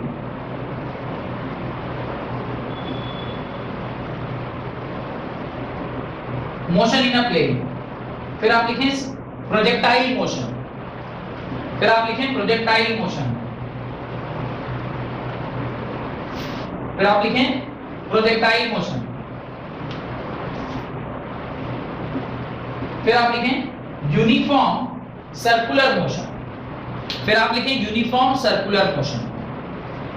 तो कुल मिलाके इस चैप्टर में आपको ये सारी बातें पढ़नी है, जिसके अंदर आप सब बेसिक मैथमेटिक्स सीखेंगे। वेक्टर क्या है, स्केलर क्या है, फिर वेक्टर के साथ क्या-क्या चीजें की जाती है, जैसे उसका एडिशन, सबट्रैक्शन, उसका रिजल्टेंट निकालना, उसको मल्टीप्लाई करना, उसको डिवाइड, ये सारी चीजें आप सीखोगे।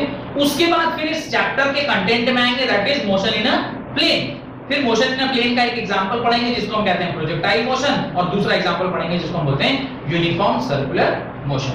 तो ये आपका तीसरा चैप्टर भी समाप्त हो गया। अगला चैप्टर का नाम लिखें, write the chapter name of the next chapter, that is laws of motion. अगले चैप्टर का नाम लिखें, that is laws of motion. Laws of motion वाला जो चैप्टर है इसमें भी आपको बहुत ज्यादा बुद्धि लगाने की जरूरत नहीं पड़ेगी, क्योंकि ये भी आप पहले से पढ़े हो। फोर्स क्या होता है, फिर फोर्स कैसे काम करता है, उससे एक्सीलरेशन क्या, फिर उसके इंपैक्ट्स क्या, ये सारी चीजें ऑलरेडी आप पढ़े हैं। न्यूटन का पहला नियम, न्यूटन का दूसरा नियम, या न्यूटन का तीसरा नियम, या न्यूटन के सिद्धांत, लॉज ऑफ न्यूटन, ये सारी चीजें आप ऑलरेडी पढ़े हुए हैं। इस भी चैप्टर में आपको बहुत ज्यादा बुद्धि लगाने की आवश्यकता नहीं पड़ेगी। लिखिए इसके अंदर जो हम पढ़ेंगे वो पहला पढ़ेंगे व्हाट इज फोर्स, सेकंड पढ़ेंगे law of inertia, law of inertia, third पढ़ेंगे Newton's first law of motion, Newton's first law of motion, फिर पढ़ेंगे मोमेंटम क्या होता है, Newton's first law of motion से ही हम लोग मोमेंटम निकालते हैं, तो मोमेंटम क्या होता है, फिर Newton second law of motion, फिर Newton second law of motion, फिर इंपल्स, इंपल्स किसे कहते हैं, इंपल्सिव फोर्स का नाम सुना होगा आपने, व्हाट इज इंपल्सिव फोर्स, झटके से लिया हुआ कोई डिसीजन उसको बोलते हैं इंपल्सिव डिसीजन लिया। इंपल्सिव डिसीजन कब लेते हैं हम लोग, रिफ्लेक्स एक्शन में। आपने क्लास 10th में कोऑर्डिनेशन में क्या है, कंट्रोल एंड कोऑर्डिनेशन चैप्टर देखा, तो गर्म चीज को छूते तो अपने आप हाथ पीछे आ जाता है, ये क्या इंपल्सिव डिसीजन है आपका, हम तुरंत डिसाइड कर लिया कि नहीं ये काम करना है या ये काम नहीं करना है। जीवन में कई बार ऐसा होता है जब हम इंपल्सिव डिसीजन लेते हैं अपने जीवन में, मान लीजिए आपको लग रहा है कि नहीं ये नो मोर टू कंटिन्यू बेटा, तो अब फर्दर और कंटिन्यू, इंपल्सिव डिसीजन अंदर से आया, ना ना ना ना ना, सिर्फ पैसे ही लुट रहे हैं, कुछ मिल नहीं रहा। Newton's third law of motion, right, Newton impulsive, impulse के बाद लिखिए Newton's third law of motion. तो तीसरा नियम जो है या तीसरा सिद्धांत जो है न्यूटन का वो पढ़ेंगे। फिर कंजर्वेशन ऑफ मोमेंटम, क्योंकि जहां कहीं भी थर्ड लॉ लगता है वहां पे हम पढ़ते हैं एक्शन और रिएक्शन क्या होते हैं, बराबर होते हैं। जैसे ही एक्शन और रिएक्शन होगा तो फिर हम पढ़ेंगे कंजर्वेशन ऑफ मोमेंटम, अगला हेडिंग डालिए कंजर्वेशन ऑफ मोमेंटम। फिर इक्विलिब्रियम ऑफ पार्टिकल्स, तो next concept conservation of momentum के बाद equilibrium of particles, and then the last topic will be dynamics of circular motion. तो चूंकि यूनिफॉर्म सर्कुलर मोशन हम पढ़ चुके थे, तो उससे उसका जो डायनेमिक्स का पार्ट है कि और क्या क्या वेरिएशन आ सकते हैं, वो सारी चीजें हम इस चैप्टर के अंत में पढ़ेंगे। डन। तो यहां तक आपको ऐसा लग रहा होगा कि ये सब चीज तो हमें लगभग थोड़ी थोड़ी पता है। इवन जो अगला चैप्टर है वो भी आपको पहले से पता है, work power and energy. Chapter का नाम लिखें, वर्क पावर एंड एनर्जी। ये सारे वो चैप्टर हैं जो क्लास 9th में आप लोग पढ़े हैं। अगर आप सीबीएसई में हैं तो आपने क्लास 9th में ये सारा कुछ पढ़ रखा है। नेक्स्ट चैप्टर लिखिए वर्क पावर एंड एनर्जी या वर्क एनर्जी पावर, जो भी बोलिए, वर्क पावर एनर्जी या वर्क एनर्जी पावर, आप जो भी बोलिए। उसके अंदर वो पहला लिखें डेफिनेशन ऑफ वर्क। सबसे फर्स्ट टॉपिक जो आप पढ़िएगा वो पढ़िएगा डेफिनेशन ऑफ वर्क। फिर अभी तक हमने वर्क के बारे में पढ़ा था, इवन फोर्सेस के बारे में भी पढ़ा है, पर फोर्सेस दो प्रकार के, एक होता है कंजर्वेटिव फोर्स, एक होता है नॉन कंजर्वेटिव फोर्स। इसके बारे में आपको कोई विशेष जानकारी मेरे ख्याल से नहीं होनी चाहिए, क्योंकि क्लास 9th में कंजर्वेटिव और नॉन कंजर्वेटिव का कॉन्सेप्ट शायद नहीं था। तो लिखें उसके नीचे कंजर्वेटिव फोर्सेस और उसके नीचे लिखिएगा non conservative forces, conservative forces और उसके नीचे लिखिएगा नॉन कंजर्वेटिव फोर्सेस। तो कंजर्वेटिव फोर्सेस और नॉन कंजर्वेटिव फोर्सेस के बारे में हमें जानना है। फिर एनर्जी, नेक्स्ट जो हमें समझना है वो क्या समझना है, एनर्जी के बारे में समझना है। एनर्जी क्या है, what are the types of energy and so on, ये सारी चीजें पढ़नी है। फिर उसके नीचे kinetic energy and potential energy, kinetic energy and potential energy.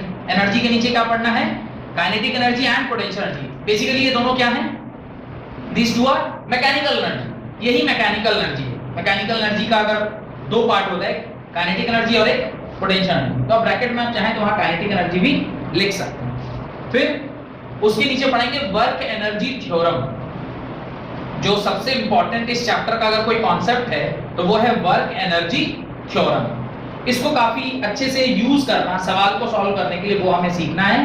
Then principle of conservation of energy, जहां कहीं एनर्जी है वहां पे कंजर्वेशन ऑफ एनर्जी तो होगा ही, तो principal of conservation of energy. Second last topic power, जहां एनर्जी है वहां पावर, क्योंकि work done by time is power, तो पावर भी आपको पढ़ना होगा।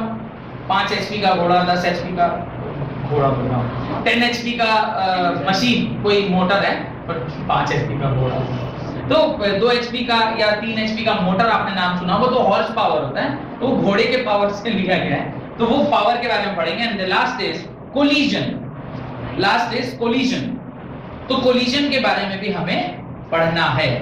कोलिजन, COLLISION, कोलिजन, दो चीजें जब टकरा रही है, कोलाइड कर, तो इसके बारे में पूरी डिटेल में पढ़ना है कि कैसे कैसे दो चीजें टकरा सकती हैं।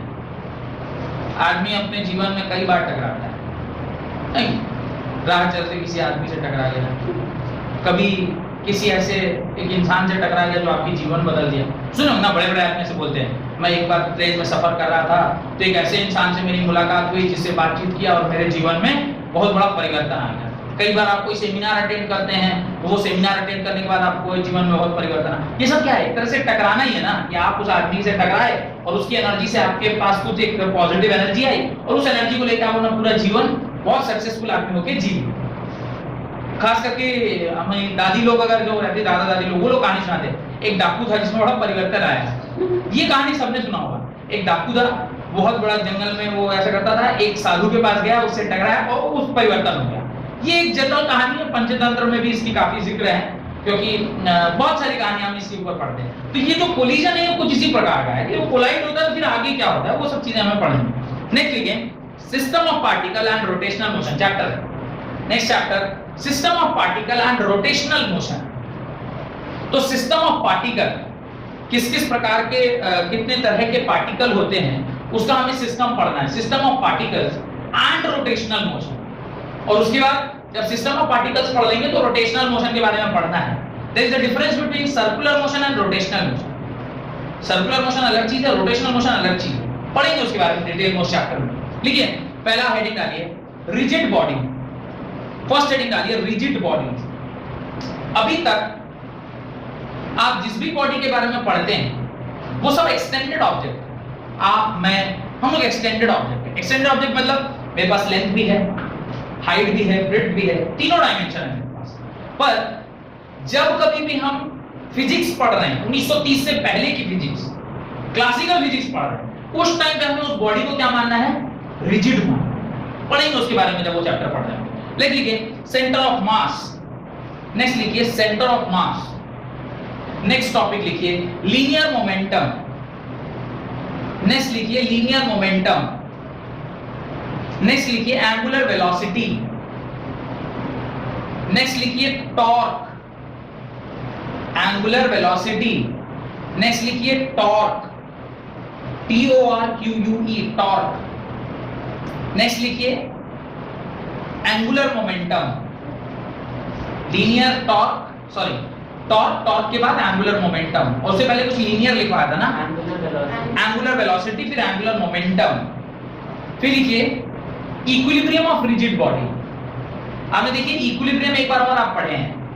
इक्विलिब्रियम का वर्ड आपने एक बार और यूज किया है, इक्विलिब्रियम ऑफ पार्टिकल्स। यहां पे आप पढ़ रहे हैं इक्विलिब्रियम ऑफ रिजिड बॉडी। दोनों में क्या डिफरेंस है जब पढ़ रहे होंगे तब मैं बताऊंगा। Then centre of gravity, centre of gravity, centre of mass word सुने थे, अभी क्या बोल रहा हूं? Centre of gravity. दोनों अलग अलग पढ़ेंगे उसके बाद। Next moment of inertia, moment of inertia. Next दो थ्योरम पढ़ने अपने को, perpendicular axis theorem and parallel axis theorem and perpendicular axis theorem. लिखिए parallel axis theorem and perpendicular axis theorem, parallel axis theorem and perpendicular, जो भी दोनों में से कोई भी पहले लिखिए, perpendicular axis theorem and parallel axis theorem. Then लिखिए रोलिंग मोशन, देन लिखिए रोलिंग मोशन। अब ये तीसरी कुछ बला आ गई। एक तो सर्कुलर मोशन था, फिर रोटेशनल मोशन है, फिर रोलिंग मोशन। देखते हैं रोलिंग मोशन को भी क्या कहते हैं। यहां तक पढ़ने के माने सुनने के बाद आपको अभी भी लग रहा होगा कि लगभग चीजें हम लोगों को पता है। इवन जो अभी जो चैप्टर लिखवा रहा हूं ये भी जब मैं बोलूंगा तो आपको लगेगा कि ये भी मेरे को पता है। ग्रेविटेशन, चैप्टर का नाम लिखिए ग्रेविटेशन। इसके बारे में भी थोड़ा बहुत क्लास 9th में हम लोगों ने पढ़ा हुआ है। तो मैंने तब कहा था ना आपको कि जब आप क्लास 11th में जाएंगे तो जब यहाँ पर एक छोटा छोटा टॉपिक के जैसे हम लोग जो पढ़ रहे हैं वहां जाके वो किस में कन्वर्ट हो जाएगा? एक पूरा चैप्टर में कन्वर्ट हो जाएगा, और वो होता हुआ दिख भी रहा है। लिखिए ग्रेविटेशन में पहला part theory of planetary motion, theory of planetary motion, motion of planet. यानी इस चैप्टर में वहां पर सिर्फ हम लोग क्या पढ़े थे क्लास 9th में कि भाई ये m1 मास है, ये m2 मास है, दोनों के बीच का डिस्टेंस r है, तो force is equal to gm1 m2 by r²। यहां पे हमें पढ़ना है कि प्लैनेटरी मोशन किस फोर्सेस को गवर्न कर रहे हैं। यहां से अगर मार्स को हम देख रहे हैं तो मार्स से हमारा क्या रिलेशन है, सैटर्न के साथ हमारा क्या रिलेशन है, मरकरी के साथ हमारा क्या रिलेशन है। अब ये रिलेशंस भी पढ़ेंगे, कैसे इनके बीच में क्या क्या लॉज गवर्न करते हैं, बहुत सारी चीजें इसके अंदर हमें पढ़नी है। तो उसके अंदर लिखें थ्योरी ऑफ प्लैनेटरी मोशन। उसके बाद सेकंड टॉपिक लिखें Kepler's law, next is Kepler's law, KEPLERS, Kepler's law. तो फिर केप्लर्स लॉ पढ़ेंगे, केप्लर ने 3 लॉ दिए हैं, law of area, law of ऐसे करके 3 लॉ दिया है, तो वो पढ़ेंगे। फिर यूनिवर्सल लॉ ऑफ ग्रेविटेशन जो आप क्लास 9 में पढ़े हैं, universal law of gravitation. Then next concept of gravitational constant, next concept है ग्रेविटेशनल कांस्टेंट का, उसके बारे में जानेंगे, what is gravitational constant and so on. Then acceleration due to gravity क्या है, आप लोग छोटा g वर्ड बहुत बार यूज करते हैं, small g, acceleration due to gravity क्या है उसके बारे में भी पढ़ेंगे। देन ग्रेविटेशनल पोटेंशियल, आपने पढ़ा था पोटेंशियल एनर्जी, अब हम लोग पढ़ रहे हैं ग्रेविटेशनल पोटेंशियल, और क्लास 12th में जाएंगे तो पढ़ेंगे इलेक्ट्रिक पोटेंशियल, फिर और आगे बढ़ेंगे तो पढ़ेंगे मैग्नेटिक पोटेंशियल। तो अलग अलग फोर्सेस के अलग अलग पोटेंशियल होते हैं, ग्रेविटी है तो ग्रेविटेशनल पोटेंशियल, इलेक्ट्रिसिटी है तो इलेक्ट्रिकल पोटेंशियल, मैग्नेटिज्म है तो मैग्नेटिक पोटेंशियल, ऐसे अलग अलग प्रकार के पोटेंशियल भी आप पढ़ते हैं। नेक्स्ट ग्रेविटेशनल पोटेंशियल एनर्जी, जहां पर पोटेंशियल वहां पर उसकी एनर्जी, तो ग्रेविटेशनल पोटेंशियल एनर्जी, तो gravitational potential and gravitational potential energy, ये 2 अलग अलग टॉपिक हैं।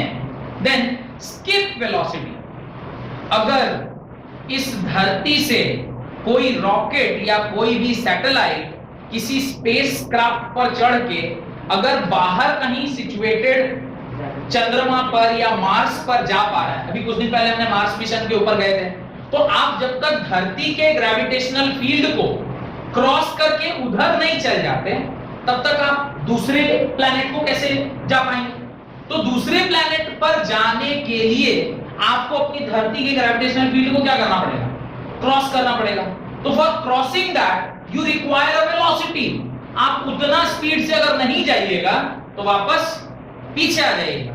तो वो जो वेलोसिटी है जिससे आप अर्थ के ग्रेविटेशनल फील्ड को भेद कर बाहर निकल जाते हैं, that is called as escape velocity, और उसका सिर्फ फिगर आपको बताता हूं, दैट इज 11.2 किलोमीटर्स पर सेकेंड।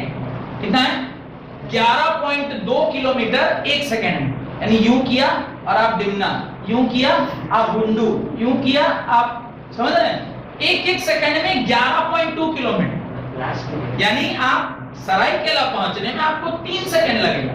पहली बार कांड्रा, दूसरी बार सीनी, तीसरी बार सरायकेला, समझ आ रहा है, सरायकेला का लड्डू खाना 3 सेकंड होगी। खैर, तो स्केप वेलोसिटी इसको बोलते हैं। नेक्स्ट इज अर्थ सैटेलाइट, भाई अर्थ का अपना सैटेलाइट है, कई सारे सैटेलाइट हैं। सैटेलाइट 2 प्रकार के होते हैं, एक होता है जियो स्टेशनरी सैटेलाइट, एक होता है पोलर सैटेलाइट, ये सारी बातें पढ़ेंगे। लास्ट टॉपिक लिखिए वेटलेसनेस, वेटलेसनेस, वेटलेसनेस होता है ना जो स्पेसक्राफ्ट में आपने देखा होगा एस्ट्रोनॉट्स वगैरह तो उड़ते रहते हैं। क्यों उड़ते रहते हैं, क्योंकि उनके शरीर में कोई वजन नहीं होता है, इसलिए वो वेटलेस फील करते हैं। वेटलेस फील करते तब ना उड़ेंगे भाई, आपको वेट माने आपको ग्रेविटी खींच के रखी है, अगर ग्रेविटी खींच ही नहीं रही तो आप क्या होंगे, सब हवा में उड़ते रहते, इस क्लास में पढ़ते रहते नहीं। वो 3 इडियट पिक्चर में तो बोला ना कि why we don't use pencil in space, because अगर वो टूट जाएगी तो आंख में लग जाएगी, तो फिर वो क्या नाम है उसका, उसमें प्रेशर के कारण होता है, प्रेशर नहीं। हां, अल्टीमेटली आप जैसे जैसे ऊपर या नीचे जाते हैं there is a difference in pressure, पढ़ेंगे वो सब के बारे में पढ़ेंगे, राइट। अगला टॉपिक लिखें, यहां तक आप जानते थे, अभी से जो 4-5 हेडिंग डलवाऊंगा आप कुछ नहीं, आप जानते क्या, नील बटा सन्नाटा आपके जीवन में। इसके बाद के जितने भी टॉपिक में लिखा रहा हूं उसमें आप बस इतना ही जानते हैं कि ये टॉपिक है जो हमें पढ़ना है। अभी तक का टॉपिक देखिए कितना बुद्धि लगा के 11th क्लास का सिलेबस बनाया गया। 10th क्लास से जब आप 11th में आए, पहले 4-5 चीजें ऐसी पढ़ा दी जो पहले से आप जानते थे। उसके बाद अभी से लेकर और मेरे ख्याल से पूरे 11th में ऐसा कुछ भी नहीं है जो आपको पहले से पता है। भैया आपको इतना तक कराने में मतलब कितना यहाँ तक चैप्टर, ये चैप्टर कराने में मेरे को लग जाएगा, मैं अक्टूबर चला जाऊंगा, मतलब अक्टूबर के बाद हम लोग का क्लियर करवा देंगे। हाँ, इसके बाद आप नहीं, यहाँ पर जो मैं आप जो इतना जानते हैं और जो आप पढ़ेंगे उसमें बहुत डिफरेंस। आपको वो तो आप तो 10% हाँ नया बिल्कुल एकदम कॉन्सेप्ट ही ऑल टुगेदर नया आप पढ़ेंगे जब मैं मैकेनिकल सॉलिड्स ऑफ प्रॉपर्टी में मैकेनिकल प्रॉपर्टीज ऑफ सॉलिड में लिखिए अगला चैप्टर का नाम क्या mechanical properties of solid mechanical properties of solid right उसके अंदर फर्स्ट पॉइंट लिखे ये चैप्टर का नाम है मैकेनिकल प्रॉपर्टीज ऑफ सॉलिड अब जो कि दुनिया में सॉलिड है तो उसकी कुछ प्रॉपर्टी होगी उन प्रॉपर्टीज के बारे में हमें लिखना है पहला लिखिए elastic and plastic behaviour elastic ELASTIC elastic plasticity होती है ना elastic and plastic behaviour of solid stress strain next topic लिखिए स्ट्रेस उसके बाद लिखिए स्ट्रेन स्ट्रेस फिर अगला टॉपिक स्ट्रेन तो स्ट्रेस एक कॉन्सेप्ट आएगा फिर स्ट्रेन एक कॉन्सेप्ट आएगा फिर Hooke's law HOOKES Hooke's law stress और स्ट्रेन के बीच में रिलेशनशिप स्टैब्लिश करने वाले जो साइंटिस्ट थे उनका नाम था हुक्स उन्होंने जो लॉ दिया उसको क्या बोलते हैं हुक्स लॉ बोलते हैं then stress strain curve 5 number का सवाल हर साल पूछा जाता है stress strain curve stress strain curve stress और स्ट्रेन का कर्व प्लॉट करते हैं ये 5 नंबर का एक सवाल है जो हर साल पूछा जाता है then elastic modulus ELASTIC elastic modulus then elastic fatigue FATIGUE elastic fatigue FATIGUE elastic fatigue and last is energy stored in a deformed body energy stored in a deformed body energy stored in a deformed body तो ये जो particular आपने topic देखा है जो particular chapter आप देख रहे हैं जिसके हमने सब हेडिंग्स लिखे हैं इस चैप्टर के अंदर बहुत सारी ऐसी चीजें जिसका आपको कुछ भी आइडिया नहीं है आप स्ट्रेस नहीं जानते आप हाँ स्ट्रेस तो आप जानते हैं पर जो स्ट्रेस आप जानते हैं और जो स्ट्रेस में पढ़ाने वालों को बहुत डिफरेंस है पर आप लोग स्ट्रेस ले रहे हैं लाइफ में ये स्ट्रेस पड़ेगा सॉलिड्स के ऊपर तो स्ट्रेस स्ट्रेन कर्व प्लॉट करेंगे हुक लॉ पढ़ेंगे उसके बाद उसमें डिफॉर्मेशन आएगी फटीग आएगा मॉडुलस यंग्स मॉडुलस है फिर व्हाट इज दैट तीन मॉडुलस हैं एरिया मॉडुलस यंग्स मॉडुलस याद भी नहीं आ रहा मेरे को तीन बल्क मॉडुलस स्ट्रेस मॉडुलस ऐसे 3-4 मॉडुलस पढ़ने हैं फिर बहुत सारा उसके अंदर चीजें पढ़ना है वो पढ़ेंगे हम लोग क्या पढ़ेंगे राइट मैकेनिकल प्रॉपर्टी चैप्टर का नाम लिखिए mechanical properties of fluid mechanical properties of fluid अब देखिए चैप्टर को भी कितने अच्छे से सजाया गया है उसको भी थोड़ा ध्यान देना चाहिए पहला चैप्टर अभी क्या पढ़ा मैकेनिकल प्रॉपर्टीज ऑफ सॉलिड फिर क्या पढ़ रहे हैं लिक्विड पढ़ना चाहिए था फिर क्या पढ़ना चाहिए था गैस पढ़ना चाहिए था पर उसने जनरल टर्म बोला फ्लूइड फ्लूइड का मतलब होता है एनीथिंग व्हिच कैन फ्लो तो जो फ्लो करेगा वो फ्लूइड तो लिक्विड भी फ्लो कर सकता है और गैस भी इसलिए दोनों को हमने कंबाइनली एक पर्टिकुलर टॉपिक में पढ़ लिया तो लिखिए मैकेनिकल प्रॉपर्टी ऑफ फ्लूइड के अंदर पहला थ्रस्ट एंड प्रेशर थोड़ा बहुत इसका भी आइडिया होगा आपको what is thrust and what is pressure you might be knowing about this then मैं नहीं पढ़ाया डेंसिटी एंड रिलेटिव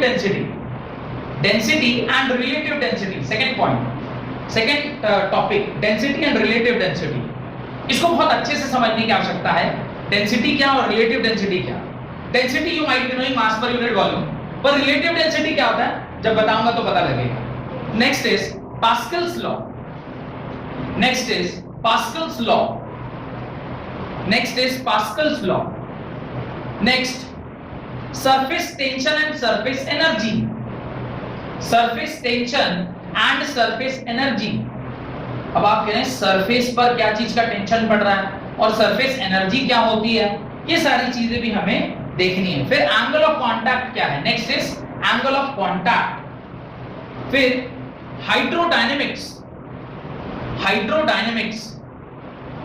तो देखिए ये जो प्रॉपर्टीज ऑफ फ्लूइड है ये बेसिकली दो पार्ट में डिवाइड होता है हाइड्रोडायनेमिक्स ये बेसिकली देखिएगा दो पार्ट में डिवाइड होता है पहला पार्ट है जहां पे लिक्विड रेस्ट पर तो जब लिक्विड रेस्ट पर होगा उस टाइम जो पढ़ रहे हैं उसको बोलेंगे हाइड्रोस्टैटिक तो आपने ऊपर से लेके जो हाइड्रोडायनेमिक्स तक लिखा है माने हाइड्रोडायनेमिक्स के ऊपर तक ये पूरा ना हाइड्रोस्टैटिक का पार्ट है यहाँ पे लिक्विड क्या है या फ्लूइड क्या है रुका हुआ है तो रुके हुए लिक्विड में इतनी सारी चीजें हमें पढ़नी है अब जो लिख रहे हैं वो क्या लिख रहे हैं हाइड्रोडायनेमिक्स डायनेमिक्स मतलब लिक्विड क्या कर रहा है चल रहा है यानी फ्लूइड जो है वो मूव कर रहा है फ्लूइड रुका हुआ है और फ्लूइड मूव कर रहा है। तो अब जो पढ़ेंगे वो फ्लूइड मूव कर रहा है उसके बारे में पढ़ेंगे। हाइड्रोडायनेमिक्स, उसके अंदर लिखिए streamline laminar and turbulent flow, streamline laminar and turbulent flow. और जैसा मुझे ध्यान आ रहा है, आज से 3-4 दिन पहले मैंने लेमिनार फ्लो का एक लिंक भेजा था, आपने देखा था लेमिनार फ्लो का? मैं तो पहले देख के समझ ही नहीं पाया कि ये सच में लेमिनार फ्लो है, मुझे लगा ऐसे कुछ पाइप गया हुआ है, पर जब सच में उसने टच करके देखा तब लगा हाँ सच में लेमिनार फ्लो। तो मैं वो लिंक आपको भी भेज दूंगा ताकि आप लेमिनार फ्लो क्या होता है उसको फील कर पाए। नेक्स्ट इज बर्नौली थ्योरम, इस चैप्टर की जान बर्नौली थ्योरम, शशांक की जान नहीं, इस चैप्टर की जान बर्नौली थ्योरम। स्पेलिंग BERNOULLI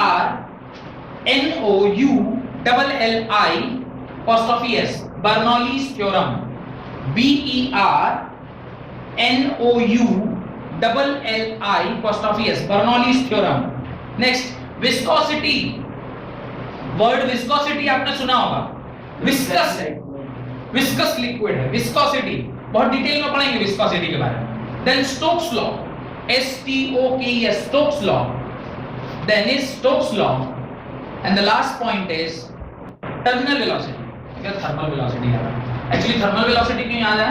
अभी 12th में थर्मल वेलोसिटी पढ़ाए हैं, जिन्हें थर्मल वेलोसिटी मिलेगी, टर्मिनल वेलोसिटी, ठीक है।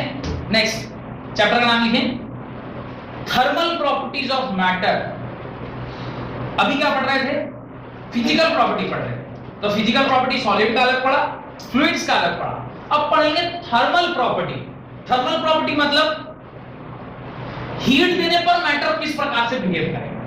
तो इसमें हम नहीं पढ़ रहे हैं कि सॉलिड को हीट देंगे तो कैसा होगा, लिक्विड को हीट देंगे तो कैसा होगा, गैस को हीट देंगे तो कैसा होगा। हम सीधे क्या बोल रहे हैं? मैटर। और मैटर माने पार्टिकल, मैटर मतलब particle, not wave, we are talking about particle, यानी भी क्लासिकल फिजिक्स में ही है, पीछे के ही पार्ट में, राइट। उसके अंदर लिखिए टेम्परेचर एंड हीट क्या है, पहला टॉपिक टेम्परेचर एंड हीट। फिर ideal gas equation, ideal gas equation. वैसे तो आइडियल गैस इक्वेशन में आपको क्लास 11 की केमिस्ट्री में भी पढ़ा होगा, जो आपका तीसरा चैप्टर होगा गैसियस स्टेट। तो ये जो चैप्टर है इसमें मैं थोड़ा सा कटिंग मारूंगा, पहले बता दे रहा हूं। रीजन भी कि इसको इतनी डिटेल में मैं आपको केमिस्ट्री में पढ़ा दूंगा कि ये चैप्टर अगर मैं ना भी पढ़ाऊं तो भी आपका काम चल जाएगा, पर सारी चीजें नहीं, कुछ कुछ पार्ट। जैसे ये गैस का है, अब पूरा का पूरा गैसियस स्टेट ही हम वहां पढ़ेंगे, तो उसमें खाली यहाँ पे क्या बोल रहा है, खाली गैस का इक्वेशन पढ़ा है, तो वहां तो मैं ऑलरेडी पढ़ा चुका रहूंगा, तो फिर यहाँ पढ़ा के क्या फायदा। वहां तो पूरा डिटेल में, इतना डिटेल में कि वो 1.5-2 महीना लगता है उस चैप्टर को पढ़ने। क्या बोल रहा हूं मैं? गैसियस स्टेट पढ़ाने में 1.5 महीना के आसपास लगता है। तो 1.5 महीना जो गैस हम आपको पढ़ाएंगे वो एक टॉपिक में कितना ही पढ़ा है, वो तो पूरा डिटेल में मैं आपको बता चुका रहूंगा। तो ये अगला थर्मल एक्सपेंशन। आपने सुना होगा कि किसी सामान को जब हम हीट देते हैं वो बड़ा होता है, और जब उसको ठंडा करते हैं तो वो कॉन्ट्रैक्ट करता है। ये थर्मल एक्सपेंशन है, उसके बारे में पढ़ेंगे। Thermal, next topic thermal strain and thermal stress. तो स्ट्रेस स्ट्रेन आपने पढ़ा है, अब हम लोग देखेंगे थर्मल स्ट्रेन क्या होता है और थर्मल स्ट्रेस क्या होता है। वो था physical stress and physical strain, अभी पढ़ रहे हैं thermal stress and thermal strain. Heat देने पर किस प्रकार से मटेरियल बिहेव करता है। नेक्स्ट हीट कैपेसिटी, वर्ड आप सुने होंगे, हीट कैपेसिटी क्या होती है, पर हम लोग उसके बारे में और डिटेल में पढ़ेंगे, what is heat capacity. Then calorimetry, CALORIMETRY, calorimetry, ये बहुत इंपॉर्टेंट है। देन ट्रिपल पॉइंट क्या है, next is triple point. Then latent heat, triple point, latent heat, Newton's law of cooling, ठंडा होने का लॉ, कि कोई चीज ठंडा किस स्पीड से होता है। आपने देखे हो ना कि आप पूरा बॉइलिंग वाटर लाए और उसको अगर रख दें तो थोड़ी देर बाद वो ठंडा हो जाता है, तो कुछ तो लॉ होगा जो इसको गवर्न कर रहा होगा कि गर्म चीज ठंडी हो जा रही है। वो ठंडा कैसे हो रहा है, किस स्पीड से हो रहा है, उसके ऊपर न्यूटन ने एक लॉ दिया, उसको बोला न्यूटन्स लॉ ऑफ कूलिंग, कि कोई भी चीज जो ठंडी हो रही है वो किस लॉ को गवर्न कर रही है। And last green house effect, last is green house effect. Green house effect के बारे में थोड़ा बहुत आपको आइडिया होगा। डन। अब ये सारा कुछ पढ़ने के बाद जो अब तक पढ़े हैं उसका एप्लीकेशन, थर्मोडायनेमिक्स। अभी आपने क्या दिया, थर्मल प्रॉपर्टी ऑफ सॉलिड। अभी रुका हुआ सामान में आप हीट दे रहे हैं, अब उसको हीट से जब सामान चलने लग जाए, मान लीजिए आपको बहुत ज्यादा हीट दे दिया जाए, तो आप क्या करिए, बाकी और इसी रूम में बहुत गर्मी हो जाएगा, आपके बिल्कुल बगल में आपको खड़ा कर दिया, तो आपकी टेंडेंसी क्या होती है, दूर हटने की। डायनेमिक्स उसमें इतना ताकत है कि वो आपको वहां से दूर भगा सकता है। तो सोचिए हम लोग जैसे इंसान को जिसके पास बुद्धि है उसको भगा दिया, तो जो बगैर बुद्धि वाला उसको तो उड़ा के नहीं फेंक देगा। तो वो डायनेमिक्स, जब वो पार्टिकल को हीट लग रहा है तो हीट कैसे मूव कर रहा है उसके बारे में पढ़ेंगे। तो दैट इज थर्मोडायनेमिक्स। थर्मोडायनेमिक्स के अंदर लिखिए, ये सबसे इंपॉर्टेंट चैप्टर है आपके पूरे बुक का। और थर्मोडायनेमिक्स आपको दो जगह पढ़ना है, फिजिक्स में भी पढ़ना और केमिस्ट्री में भी पढ़ना है। तो मैं जहां पहले पहुंच जाऊंगा, जनरली केमिस्ट्री वाले में शायद पहले पहुंचता हूं या इधर कई एक जगह मैं पहले पहुंचता हूं, जहां पहले पहुंचूंगा थ्योरी तो वहीं पढ़ा दूंगा पूरा। फिजिक्स में थर्मोडायनेमिक्स का एप्लीकेशन अलग है, वहां पे आप पढ़ेंगे इंजन, वहां पढ़ेंगे रेफ्रिजरेटर, वहां पढ़ेंगे कार्नट साइकिल। केमिस्ट्री में थर्मोडायनेमिक्स का इंप्लीकेशन अलग है, वहां पढ़ेंगे किसी केमिकल रिएक्शन में किस तरह से एनर्जी होती है। पर चाहे आप फिजिक्स पढ़िए या केमिस्ट्री, थ्योरी तो चेंज नहीं होगा, थ्योरी तो वही रहेगा। उसका यूजेस फिजिक्स में आप अलग तरीके से लेंगे, केमिस्ट्री में आप अलग तरीके से लेंगे। तो जहां भी मैं पहले पहुंच जाऊंगा वहां पे थ्योरी में दोनों सब्जेक्ट के लिए पढ़ा दूंगा, यूजेस सिर्फ किसी एक ही में पढ़ा, मतलब सॉरी थ्योरी किसी एक ही पढ़ाऊंगा, यूजेस दोनों में पढ़ा, क्योंकि यूज वहां का अलग है और यहां का अलग है। तो थ्योरी एक ही बार पढ़ा। लिखिए इसके अंदर लिखिए thermodynamic system surrounding and boundary. पहला heading thermodynamic system surrounding and boundary, thermodynamic system surrounding and boundary. Next thermodynamic equilibrium, next thermodynamic equilibrium. तो थर्मोडायनेमिक इक्विलिब्रियम क्या है, किसी भी सिस्टम में एक इक्विलिब्रियम स्टैब्लिश होना जरूरी है जब दोनों का टेंपरेचर क्या हो जाता है, सेम हो जाता है। If temperature, if heat is not flowing from one body to another, उसको हम बोलते हैं थर्मोडायनेमिक इक्विलिब्रियम, जिससे जीरोथ लॉ ऑफ थर्मोडायनेमिक्स भी पैदा होता है। उसके नीचे लिखिएगा zeroth law of thermodynamics, zeroth law, zeroth law. जैसे आज हमारा लेक्चर क्या है, 0-0, this is not the first lecture of physics, this 0-0 मतलब आज सिर्फ इंट्रोडक्शन दे रहे हैं इंटायर फिजिक्स जो हमें पूरे साल भर पढ़ना है, इसलिए इसका क्या नाम रखा, लेक्चर 0-0। लेक्चर 0-1 कब होगा, जब कोई चैप्टर स्टार्ट होगा। जैसे पहला चैप्टर आपका क्या स्टार्ट होगा, फिजिकल वर्ल्ड एंड मेजरमेंट, तो उस दिन आपका lecture 1 of what chapter, physical world and measurement chapter. समझ आ रहा है? तो इसलिए आप देखिए चैप्टर का नाम भी क्या लिखा हुआ, इंट्रोडक्शन लिखा है। लेकिन जब आप अगले लेक्चर से अटेंड करेंगे तो वहां पे क्या लिखा हुआ होगा, फिजिकल वर्ल्ड एंड मेजरमेंट, या सिर्फ मेजरमेंट का लेक्चर नंबर 1 होगा। बात समझ में आ रही है? ऐसे ही zeroth law of thermodynamics, ZEROTH, zeroth law of thermodynamics. Next internal heat, sorry internal energy, heat and work. Internal energy, heat and work, ये पूरा एक टॉपिक है, internal energy, heat and work. तो हीट के बारे में थोड़ा बहुत आपको पता चल जाएगा पिछले चैप्टर में, यानी थर्मल प्रॉपर्टीज ऑफ मैटर में हीट के बारे में पता चल जाएगा। और वर्क के बारे में ऑलरेडी आप पढ़ चुके, वर्क ऑलरेडी आप पढ़ चुके। फिर भी जब मैं यहां पर हीट और वर्क पढ़ाऊंगा तो नया हो। यहां पर जब, और मैं क्या बोल रहा हूं समझ में आ रहा है, मैं कहा हीट ऑलरेडी आप पढ़ चुके, वर्क पूरा चैप्टर पढ़ा, वर्क पार एनर्जी। फिर भी जब मैं यहां हीट और वर्क पढ़ाऊंगा तो वो पुराने वाले हीट एंड वर्क से अलग होगा, क्योंकि ये थर्मोडायनेमिक्स का हीट एंड वर्क। पढ़ेंगे उसको बहुत डिटेल में। अगला लिखें first law of thermodynamics, first law of thermodynamics, first law of thermodynamics. फिर thermodynamic process, thermodynamic process, there are various processes of thermodynamics. क्या है, adiabatic process, isobaric process, isochoric process, isothermal process, ये सारे कई तरह के प्रोसेस हैं, quasi-static process, बहुत सारी चीज, साइक्लिक प्रोसेस, कई सारे प्रोसेस हैं जिसको हमें पढ़ना है। फिर पढ़ना है हीट इंजन। अब देखिए आप कैसे धीरे धीरे इंजीनियर बनते जा रहे हैं। अब आप पढ़ेंगे हीट इंजन। हीट इंजन मतलब जो इंजन हम लोग चलाते हैं, बाइक में हो, कार में हो, वो इंजन कैसे चलता है। तो लग रहा होगा थोड़े थोड़े बड़े हो रहे हैं। हीट इंजन, रेफ्रिजरेटर, अगला लिखिए रेफ्रिजरेटर और हीट पंप, रेफ्रिजरेटर और हीट पंप, ये सारी चीजें हमें पढ़नी है। फिर second law of thermodynamics, refrigerator और हीट पंप या और, रेफ्रिजरेटर और हीट पंप। हीट पंप और रेफ्रिजरेटर दोनों अपोजिट चीजें होती हैं, पर दोनों का बेसिक प्रिंसिपल सेम होता है। Second law of thermodynamics, second law of thermodynamics. Next, reversible and irreversible processes, reversible and irreversible processes, reversible process and irreversible process. आप लोगों का छोटा होना, रिवर्सिबल इरिवर्सिबल, इरिवर्सिबल ना, छोटे हो सकते हैं।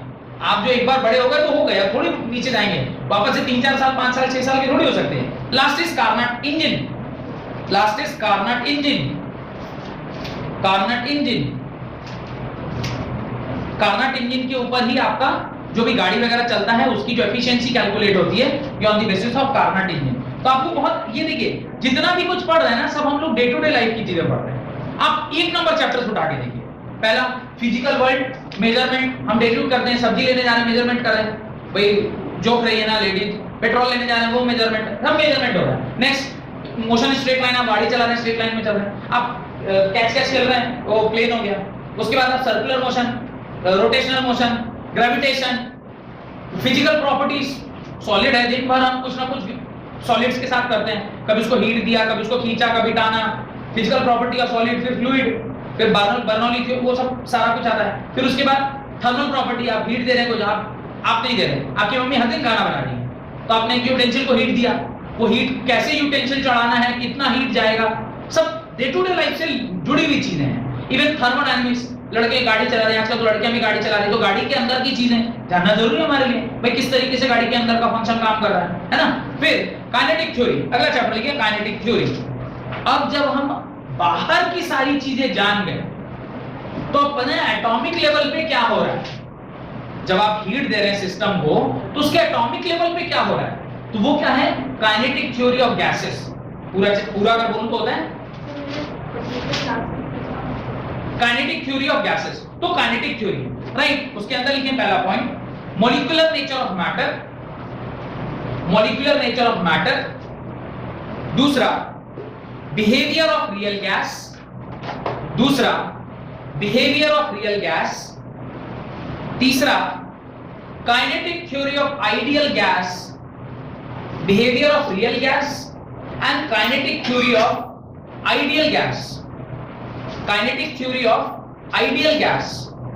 तो दो तरह की गैसेस हैं, एक है जो रियल गैसेस हैं, रियल गैस मतलब जो सही में हमारे अगल बगल देखने को मिल रहा है, दैट इज रियल गैस, और आइडियल गैस जिसकी हम कल्पना कर रहे हैं, वो एक्चुअली में होता नहीं है, तो हम कल्पना कर रहे हैं कि ऐसा होना चाहिए लेकिन ऐसा है।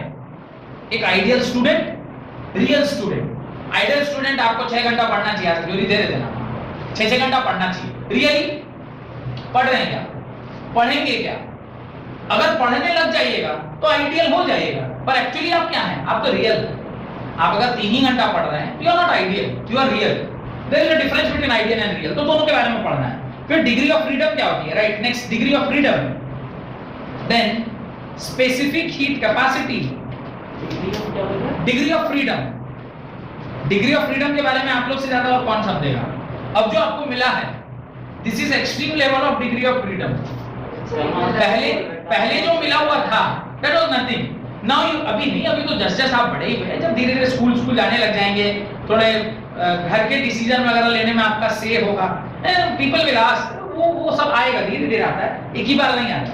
And the last chapter is oscillation and waves, last chapter is oscillation and waves, oscillation and waves जो आपके 14th चैप्टर है, जिसके अंदर आपको ये लास्ट चैप्टर है ऑसिलेशन एंड वेव्स। 13th हो रहा है काइनेटिक थ्योरी, हाँ तो उसके बाद ठीक है, एक मिनट, हाँ ठीक है, वेव्स एंड ऑसिलेशन, हाँ ठीक है।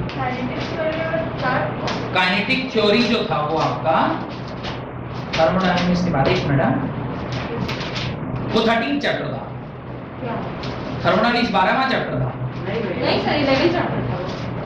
हाँ ठीक है, मैंने पहला दो तो मिला दिया ना, फिजिकल वर्ल्ड एंड मेजरमेंट, ये बुक में 2 चैप्टर मैंने एक ही में लिख दिया, ठीक है। Last is oscillation and waves. इसके अंदर क्या क्या पढ़ना है, बस टॉपिक लिखते जाइए, इसके अंदर क्या क्या चीजें आपको पढ़नी है। सबसे पहला जो पढ़ना है वो है periodic and oscillatory motion, periodic and oscillatory motion. Next SHM, simple harmonic motion, next SHM, simple harmonic motion, harmonic motion. फिर